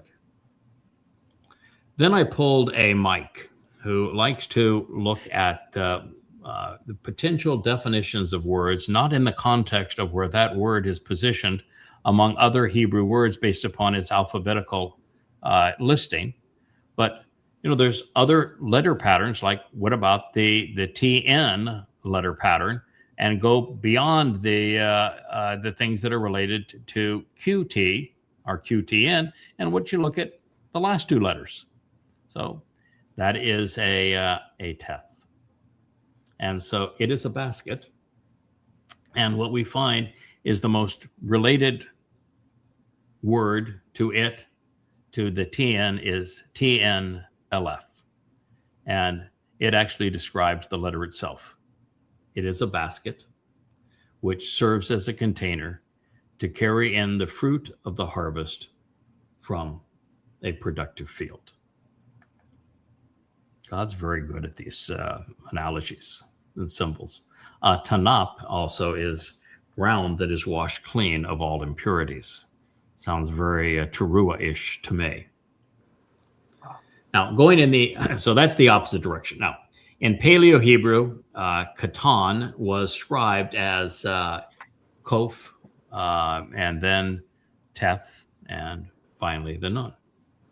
Now, this reveals that the Qatan was deployed at the dawn of time and will remain to the final sunset to protect and gather in the sun, particularly during the harvest. Pretty clever word. Paleo-Hebrew is just so marvelous when we think of how the words were painted for us. Well, now that we know the players, here is the prophetic text. So that was quite the introduction, but until you know all the players, this won't make any sense. And now that you know all the players, I think it will. All right. It says the Zayab, that is the wolf, the predatory animal representing the most infamous Benjamite Paul, who is the wolf in sheep's clothing, that was responsible for counterfeiting Dowd and creating Christianity. He will conspire against, inciting a harmful rebellion with his quarrelsome and insidious plans so as to be alienated for him having initiated terrifying strife. Now, this is Gur. You know, when I went back to translate this, if you just go to the first, because there happened to be 4 or 5 variations of the verb Gur, depending on the way it's pointed, but there were no diacritical marks in the original text. Right. So we have to consider all of them. And when you do that, the Gur that makes the sense is exactly as I have just defined it. And so this is why you take your time and you don't just go to the first word that shows up in one lexicon, but you look at everything that verb is written to convey. And the first 3 renditions of this verb says that it is somebody that incites a harmful rebellion, that is quarrelsome and insidious. They are alienated. They have initiated tremendous strife. That is exactly what the wolf did. Will sojourn as a stranger, congregating with the flock while leading them astray, conspiring while scheming in a harmful, treacherous, and deceitful manner, while being rebellious, picking a fight by instigating the attack. And it is against the Kabesh. It's against the lamb. The wolf went after the lamb in opposition to the dominant ram. And in the Towrah, in conjunction with the Passover lamb, and therefore with Dowd. So that sets this up. That's the battle royale. That frames the issue. That's what we're up against. So they're not laying down together, huh? Pardon? They're not laying down, cozying up to each other, huh? No, they are not. This is the battle royale. This is the ultimate thing. This is the religion that robs the son of everything he's done, and God's response to it. Yep. And the Namir, this panther of Nimrod. That's a black predator or camouflage leopard symbolic of Babylon. The NMR is the base of Nimrod. He will stretch out robots. He will lie in wait, crouched and prepared to leap, in opposition to the Gadi, the goat, representing Eliot from an unused root meaning to cut off, thus symbolic of those set apart unto God. The eagle, yeah, go ahead. So, yeah, this is one of the many Hebrew words that has a light and dark side, the gur. Mm-hmm. And it seems like the rabbis always pick the wrong one. They do, and it does have a light and dark I mean, side. They consistently pick the wrong one when there's a light and dark side. They do, and they point it so that it makes God look like a fool, and it starts an argument. And yeah, a gur as a noun can be a good guy. Yeah, but as the verb, it can mean to sojourn or abide. But on the negative side, yes, it can. It can also mean have a positive side. It's certainly not used positively in this case. Mm-hmm. To dread. Yeah, the wolf and the battle between the wolf and the lamb is the single most egregious from God's point of view, and that's what he's framing here. And when you look at the various uses of gur as a verb, you find that right away. It's the rabbis that made the wrong call. And now, you know the what, eagle, too, Yada? Another thing that you see is, I was preparing for this week's episode in Selah. I made the point that, and it really just struck me recently, especially just in this psalm, but you see it in other psalms, Shaul is such an antagonistic foe. Dowd talks about it constantly. Almost a psalm doesn't go by where he says he's sick of being what he said, being twisted and perverted and lying and warping what he represents. I mean, this is real angst. So this is a nice tie-in to that. Yes, it is. So that it is it's because an that ongoing battle. Dowd is very bitter about the fact that we all talked him into doing this, and he did it, and he deserves full credit for having done it. And then this piece of shit here comes along as Paul, and he pretends that he's speaking for God, and he steals everything that Dowd did and gives it to this mythological counterfeit. And it really pisses Dowd off, pisses God off. There is nothing that irritates God more than the Christianity's lies, stealing everything that Dowd did, stealing his title, Messiah, King, Son of God, stole all of those titles, chosen one, and then claimed that it was this myth that fulfilled Passover by being crucified. This is it's a bitter pill for God and for how long do I have to continue dealing with this? Right. So it's a big issue. Yep. I will say, I even bring it up in the 89th Mizmor to him. I said, we're going to tell you the truth. It's you'll get full credit for it in the end, but it's 2,000 years are going to go by, and it's going to take 33 years for me to set the record straight prior to your return. But I'm gonna invest those years to get it done. So I can promise you we'll get it done, but you're going to have to hold tight. It's a long time in between. Taking the baton from Will, Yada, it's the word, the term, na'ar, is I don't want to use the term perfect, but is an amazing amalgamation of bringing together what the Choter and the Zeroah are, because you just gave as the chief rabble rouser, you basically described what must be done and what is necessary for the Adam of Parah to accomplish the mission. For Dowd to accomplish his mission. That is the story here.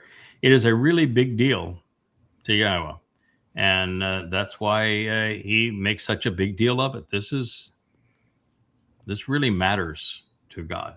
So the Egel, which is a very interesting term, it's a bull, but it's based upon the idea of coming full circle. So it's a redeployed bull. It's a bull that comes around again, and that knows how to come back, how the whole God story comes full circle. So it's reasonably sharp bull here. He's not your average dunderhead bull. If you're going to be a bull, you might as well be a smart one, right? And the Kafir lion that we know represents Dowd, Yasha'yah, are together at the same time. They are unified. They are inseparable. They are in one accord. They are alike in the same place. Grossly and bitterly beaten by an oppressive regime, while merry, subjugated to an exceptionally savage slaughter, while rebelling against a cruel and tyrannical government. From merry to resist and rebel against an imposed and loathsome authority. Mara, whipped, pounded, and jabbed, severely and antagonistically beaten. It's the word that was used by Naomi when she cursed Yahowah on her way into Bethlehem. And Mara, by a dominating despot or ruler. We were bludgeoned to death together. And so, the Naar, the loud-talking agitator, this growling man rustling about, while shaking things up to remove that which does not belong, all to free the scattered sheep. As the Qatan, the lesser and younger one, being slaughtered at this moment in time. He will be driving this along, providing the physical motivation as he leads and guides throughout this process, while he also laments and cries over these things. It's Nahag. He will be directing them, be influencing all of this as he groans through it, sobbing in the process. That is Yasha'yah 11:6. That's the prophecy that answered the question.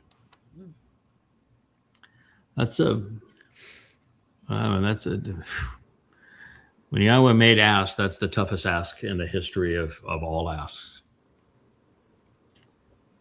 The very things driven to fruition by the bull would ultimately feed into the wolf's game.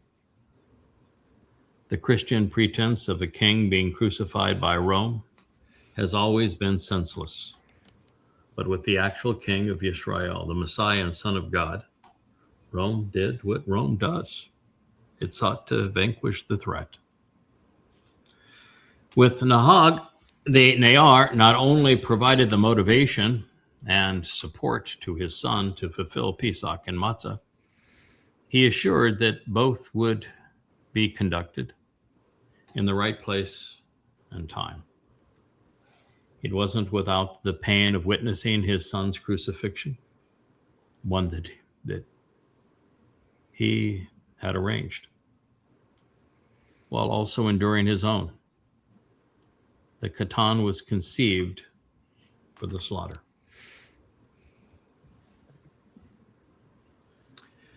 The reoccurring bull and lion were grossly and bitterly beaten by an oppressive regime, with the most abusive empire in human history, inflicting its most excruciating form of prolonged execution. It was merry, an exceptionally savage event. Father and son were slaughtered while rebelling against a cruel and tyrannical government. Murray is from Mary, which means to resist and to rebel against an imposed and loathsome authority. It is also from Mara, whipped, pounded, and jabbed, severely and antagonistically beaten. It is the term Naomi cited to curse Yahweh on her way into Bethlehem that Ruth resolved. Further setting the stage, Mara reveals that the beatings were prosecuted by an exceptionally domineering despot. By using Naar and Qatan, God is revealing that they represent the Choter, and that he was the responsible party on this occasion. He was equipped to be the ultimate Naar, a loud-talking agitator, a growling mound rustling about while shaking things up, to remove that which does not belong, to free the scattered sheep. And in this case, after assuring Dowd that he was prepared for what he would endure, and then ensuring that it would happen as planned, as discussed, as Dowd himself had written in his prophecies. The bull acted to protect his son. He, Naar, roared and snarled at all who approached him, preventing anything that was unnecessary from happening. As the Qatan, the Choter, was there in God's stead. He was slaughtered, not only to shed the bull's blood on the Kipporeth, but to assure that the Son of God was never abandoned and never alone, Yahowah together at the same time, indeed inseparable. They were katal, slain, kat, at the same point of time, kateb, to abolish the plague of religion.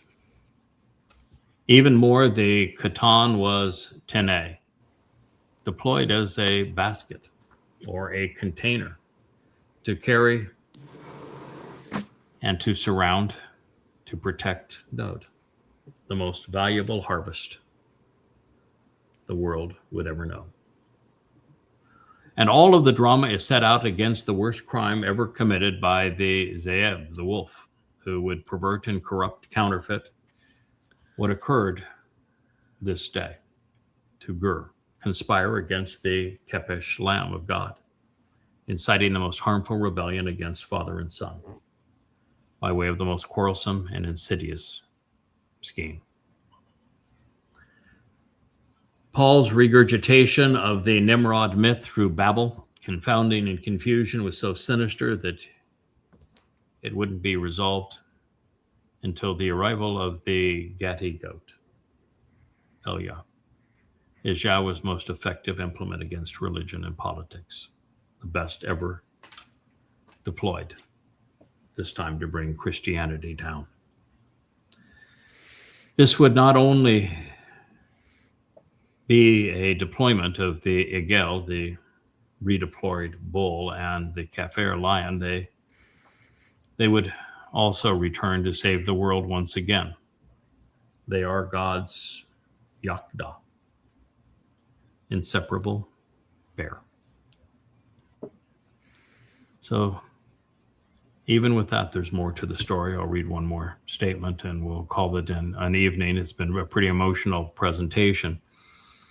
The Parah, fruitful and productive bull, another reference to the bull, and the Dowd bear, who was fiercely protective of her cubs. Gee, I wonder who the mama bear is in this case. Will choose to be shepherded and to act as shepherds together. Their youth and the children they bear will lie down and dwell. The area, the lion, as Yehudah, like the Bakar, the insightful and considerate bull, shall consume the chaff. Yasha'yah, liberty is from Yahweh, 11:7. That's a gut wrench, isn't it? Yeah. It's a lot. Yeah, as a mother, I'm a woman, Mariah. It's got to be. It's hard to take. I've seen expressions on your face that you put yourself in what it would have been like even to be Leah in that scene, the Amma, and know, okay, we raised him. He's ready for this. This is his crowning achievement. This is what puts him in the position. Once he's finished this, it's all done. We've completed the mission, other than to restore his legacy before his return.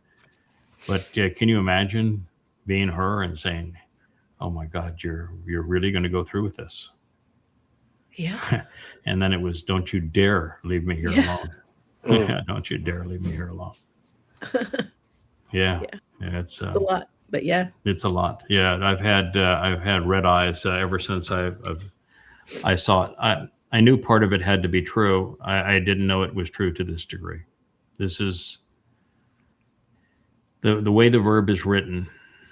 It's the bull that directed the whole thing, which means he was the one that set it all up. He made certain that his son was ready, and then he instigated what follows. I've kidded for a long time that says, if you want to blame the Jews for killing the Passover lamb, then you may want to rethink that, and you may want to thank him, because the Passover lamb doesn't die on Passover. Then there is no opening of the door to eternal life. So you ought to be thanking the Jews if they in fact did this thing. Well, that thing wasn't done by the Jews. It was done by Boaz, who is Yada, who is this bull. He's the one who arranged it. There's not a lot of people that can say they arranged the crucifixion of their son and their own crucifixion, and that their wife joined them to be crucified. And that was the easy part of it, because the next day they went into hell with their son. But think of the joy of coming back out, knowing that once you have done that, you know, there's only one more big ask left.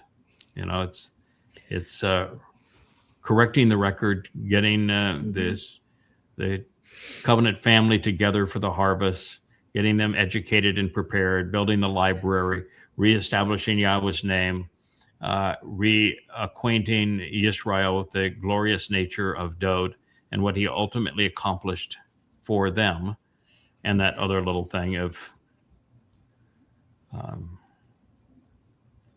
I was wrong about the Adamah Parah and the nature of the sacrifice on Towrah. And that was the other lesson that God wanted me to learn. Yeah. I was wrong. I had read into it that Yahweh could never have allowed his beloved son to suffer the angst of crucifixion.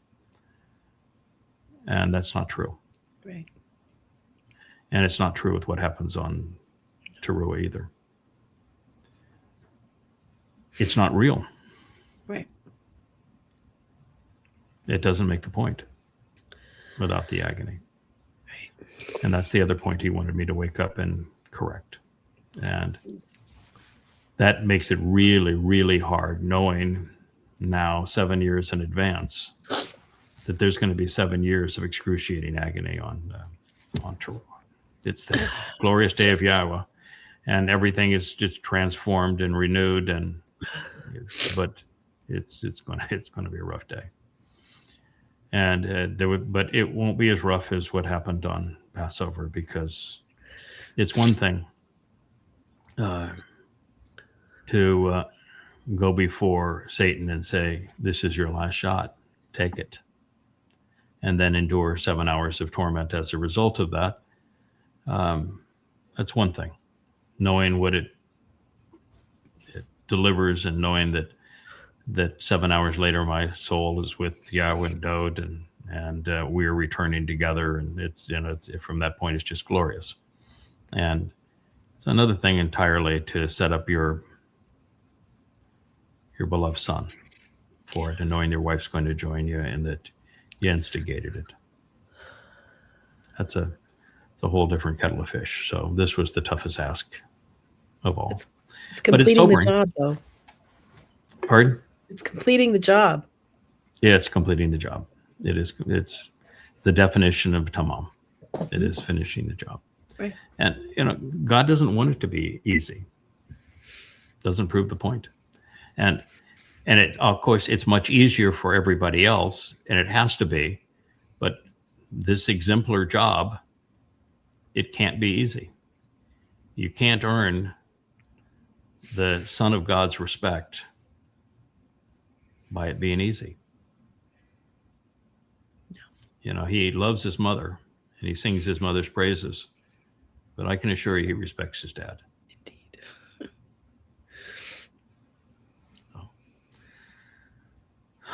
So what do you think, Barry?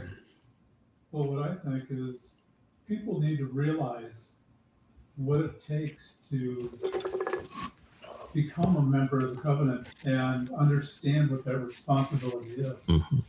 And without the sacrifice and pain and all that, we don't understand truly. We just don't. Yeah. So I don't know if the microphone's working. Rich went over there to turn something on, but I'd probably talk louder than Leia. Yeah, we probably do. There you go. That's better. But the answer is that we are in this together, and that we're all accomplishing the same mission. And it's to quote my friend Sir Shorts up there, it does not have to be altruistic. We are here as a family to support God's Son. That's why we're here. And in supporting him, and restoring his reputation and his father's name, God shows his appreciation by incorporating us into his family. And Dowd shows his appreciation by sharing his inheritance. You can't do it thinking you're going to get a payback on it. That's not the reason for doing it, but that's the equation. That's the deal that God has cut. Mm-hmm. And that's why he said he cut the covenant through these two people, Noach, who is this bull, and through Dowd. This is the covenant. The covenant's job is to deliver the firstborn to his father, ready to serve, ready to inherit, ready to be Elion, the very presence of God. And I can tell you that we have done 99% of the work. There's still some work to go, but we've come a long way on this one. And we have already delivered Dowd to his father, ready to go.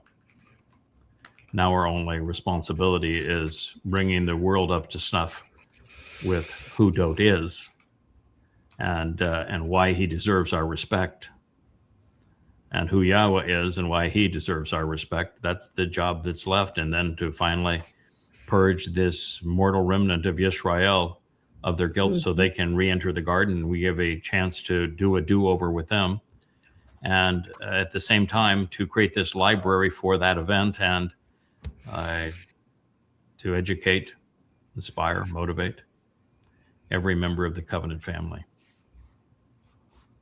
so that we're working as a family for the same goal.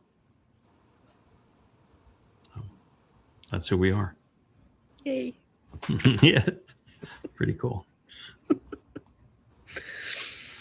Yeah. By the way, Mari, your presentation with your husband on that program, I thought was really, really good. Thank you. Some people just come across well together and work together well on camera. You'll resolve your upward glaring camera angle, but you want to make some mistakes initially because you want to improve. You want to show that we are improving and we can go beyond this. But that was really a good program. Thank you. Yeah, and I keep on saying that if Will gets any better at this, I'll get to retire early. And if he ever really starts partnering with his son and they do a show together, then I know I'm retiring early, and I'm very, very happy about that. You can be assured I'm not going to put up any fight in that regard. And I am clearly looking forward to Jeff partnering with my wife to refute rabbinic rubbish. And as you saw in the blog on the vlog, you get a promotional bet on your upcoming show. So you need to do good on it. And Mike, I'll turn these 3 books over back to you here before too long. I'm entering some edits right now on volume 4. I got waylaid with this, but what a wonderful way to get waylaid. I'll press through now volume 4, and then enter the last edits for 5 and 6. And send those off to you for final editing. But we've come a long way on them. We're getting close on all of them. And then got to decide this material really should be reviewed at the end of the Ruth story. But that book's already 750 pages. So we may need a Coming Home 7 to go through this, because there's a lot more to this than what we just read, although this is pretty amazing. But because I'm jumping in and out of places and books, it sounds like we're talking about this coming after all we have learned, after the final word picture sets up these characters, and the Mayoreth sets up the whole life story of these 2 luminaries. But it doesn't, because this thing we've just reviewed is in Coming Home 4. So it's actually premature for what we've come to learn. So I'm going to have to repeat it later in the story. And I don't know if that's going to be in Coming Home 6 or we just started Coming Home 7. But that's kind of the I was plan just with it. thinking how well it tied in with the 15th chapter of Coming Home for the olive branch, right? With Yes. Oh yeah, you know, it's beautiful. and so I But was like, at the end of Luminaries, and you've told the story of Ruth and Boaz delivering the kinsman redeemer. That's the place you tell the story, and it's obviously the place where this story belongs. So we'll figure out how we represent it, and that'll be, it's thousands of pages after what we're reading right here. But we'll go through this material once again. So, wow, pretty impressive, huh? God's quite the storyteller. He's good at this. Indeed. Can say yada. This is Yes. This was the most intense prophecy I've ever heard coming from your lips. And if it's time to go to Coming Home 7 to remove more leaven as we journey to heaven, so be it. So be it. Yeah. This one is really personal. And that's why the introduction we're working for now and the outro for the Yahowah blog is after coming to this, and I saw Leah, she has created like 100 images that are she, Dowd, and I all dressed up having fun together. We're falling out of the sky together. We're dancing on clouds together. We're running through wheat fields together. We're on the beach together. We're just having a ball together, and it's just hundreds of these pictures. And I said, that's the introduction. Those are the visuals, because that's God's story. Yeah. That's the story that He is telling us from beginning to end. And I said, I will write the text for that, and I will explain what those pictures represent.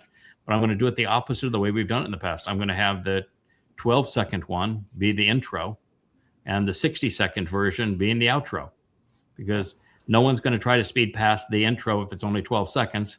And by the time we've talked for an hour or two, who's going to cheat themselves of another 60 seconds that explain it all? Yeah. And it's going to be fun visuals with a really gut-wrenching explanation of these are the characters in God's story. This is what He's trying to achieve. And if we want to participate, the offer is there. And so it's deeply personal. Yeah, it's deeply personal, and it's wonderful. It's reassuring, and it's why God said, I'm not going to spoon feed this to you. You're going to go find it. You need to figure this out. It's essential you figure this out, and it's so much better when you find it and figure it out. And even if you're a little embarrassed that there it was, how many times have we been through that? I'll bet you we've been through the opening lines of Yasha'yah 11 20 times. Yeah, a lot. It was always there and we didn't see it. Yeah. And there he uses Naar, and he uses Qatan, and he uses 4 different words for bull. Yeah. No, we weren't ready. See it. Yep. Yeah. You're just not prepared to see it.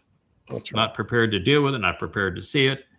And sometimes it's you really have to go through the gauntlet before you get to the position where you're ready for this. And God said, okay, you're ready for it. So I'm going to show it to you. Just look at how you look at how you augmented and defined Choter today. That was a volcanic eruption of knowledge. Yeah, it really is. What Choter represents, what Qatan represents, what Naar represents, the bulls represent, what those verbs conveyed. And as Mike, we always learn that if you use one lexicon and you look at the first answer the lexicon provides, the chances that you're going to be right are slim. You need to do your homework. It takes work, and if you're willing to invest the time and your mind's open, and you do some fact checking and you're careful about it, boy, the floodgates of knowledge are just open there for you. For Naar, there's together. 5 entries in Strong's. The 2 verbal roots were shake and growl. But yeah, how did they come up with boy? Or How do they come up with more? Man. Yeah, and of course, Strong's is not the best lexicon. I know that you have it because it's available. Yeah. Well, I use Brown Driver Briggs mostly, but I've got and the Dictionary of Biblical Languages. Yeah, the DBL is overwhelmingly the best, and it is so much better. I would say it's better than all the rest combined. It's a bit devastating that there is one's not available free. I know in anywhere, and I'm still convinced. Like I can look at Jusinius, and I can look at in hard copy I've got the book. So I'm hopeful that there is some way that we're going to be able to make that available to people, because it's such a treasure. It's always been my go-to, and it will have so much more information than anything else does, and it also has a really good concordance associated with it. But how they came up with the young man on this is just it's a tragedy, because that is not the verbal root, and the verbal root explains everything we just talked about. And when you know the verbal root, then it explains who those two guys were that accompanied Abraham and Yishak to Mount Moriah and why they were there. It was Noach representing this bull, and Shem representing Dowd, the lion. And father was telling the son, hey, kid, pay attention. In a couple of thousand years, this is going to be you. Pay attention, kid. That's how it all transpired. It's a beautiful way for God telling the story. But you would never have known it unless you take the time to analyze these words and what they actually mean, and how beautifully the metaphors are woven into the story, and it's gorgeous. The verbs define the nouns, and it's glorious. This was the most painful joy that I guess you could equate it to childbirth, where you're going through all of this pain and you end up with a great joy in the end. And ultimately you forget about the pain and you celebrate the joy. And so it's very much like childbirth. And the par as a para is a pregnant bull. And that's not an oxymoron from God's point of view. He's a pregnant bull. The bull that gives life. Give life. Well, we have done our 2.5 hours. That's a pretty good long program. It was Kevin that wanted to do this as opposed to just continue with Luminaries. It was a lot of work to get it to this position. I'm sorry to drop it on you at the last moment. It is very, very emotional. But I appreciate you contributing and adding to it and sharing it with me. What a pain that ends up in a great joy. It is, as we say, it's just like a woman giving birth to a child. That's what this is all about. And indeed we do. And that the most important child we give birth to is the very Son of God. And then thank you, Kevin, for allowing me to insert myself in. You're always welcome, Dr. Jeff. But I will say that you did what you had to do, and the euphoria I feel right now because you've taken down Rahab, and it's like Leah said, Tamim, it's finished. It's finished. And it's finished. And now you can speed off at the speed of light, way past Alpha Centauri, and that's, by the way, that's a line that I'm sure that Dowd spoke, that was parroted by the counterfeiters. But it is finished. It is finished. It is finished. And you've also succeeded in taking down unequivocally the three Abrahamic religions. You've smashed it's interesting too, that stupid line talking to the two thieves, and I'll see you this day in paradise. And how just absurdly that is, because it makes it just a laugh, and when put in the Christian New Testament. If it is Dowd, and he's saying it to his mother and father, and 24 hours of the time that that happens, or 30 hours, it's true. He would. You will. Yeah. And so it could well have been spoken, but from a different point of view by a different purpose about two different people. And if you count 30 hours as the right amount of time, it was indeed true.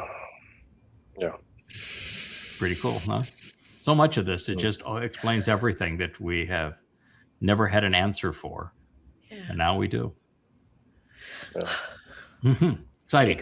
Well, thank you, everyone. Shabbat Shalom. Shabbat Shalom. Delighted to be able to share something like this with you. That's the joy of doing this program like this, the Yahowah vlog, is now the length of time to go from insight to sharing it is sometimes just a matter of an hour or so, as opposed to all the time to finish a book and then edit the book and then publish the book and then talk about that book. It's it can take a year, and now we can do the from insight to share in a matter of an hour. Yeah, very cool. Love it. Thank you all. I look forward to being with you again next week. Good day. Shabbat, Shabbat, come home and rest. Shabbat, Shabbat, Yahowah's best. Lay down the weak, let your soul be free. Shabbat, Shabbat, come back to me. 6 days we work, then we bask. We leave the noise to hear Yah's voice. We listen, we learn, we struggle to know. We walk with Yah through the mikveh. Shabbat, Shabbat, come home and rest. Shabbat, Shabbat, Yahowah's best. Lay down the weak, let your soul be free. Shabbat, Shabbat, come back to me.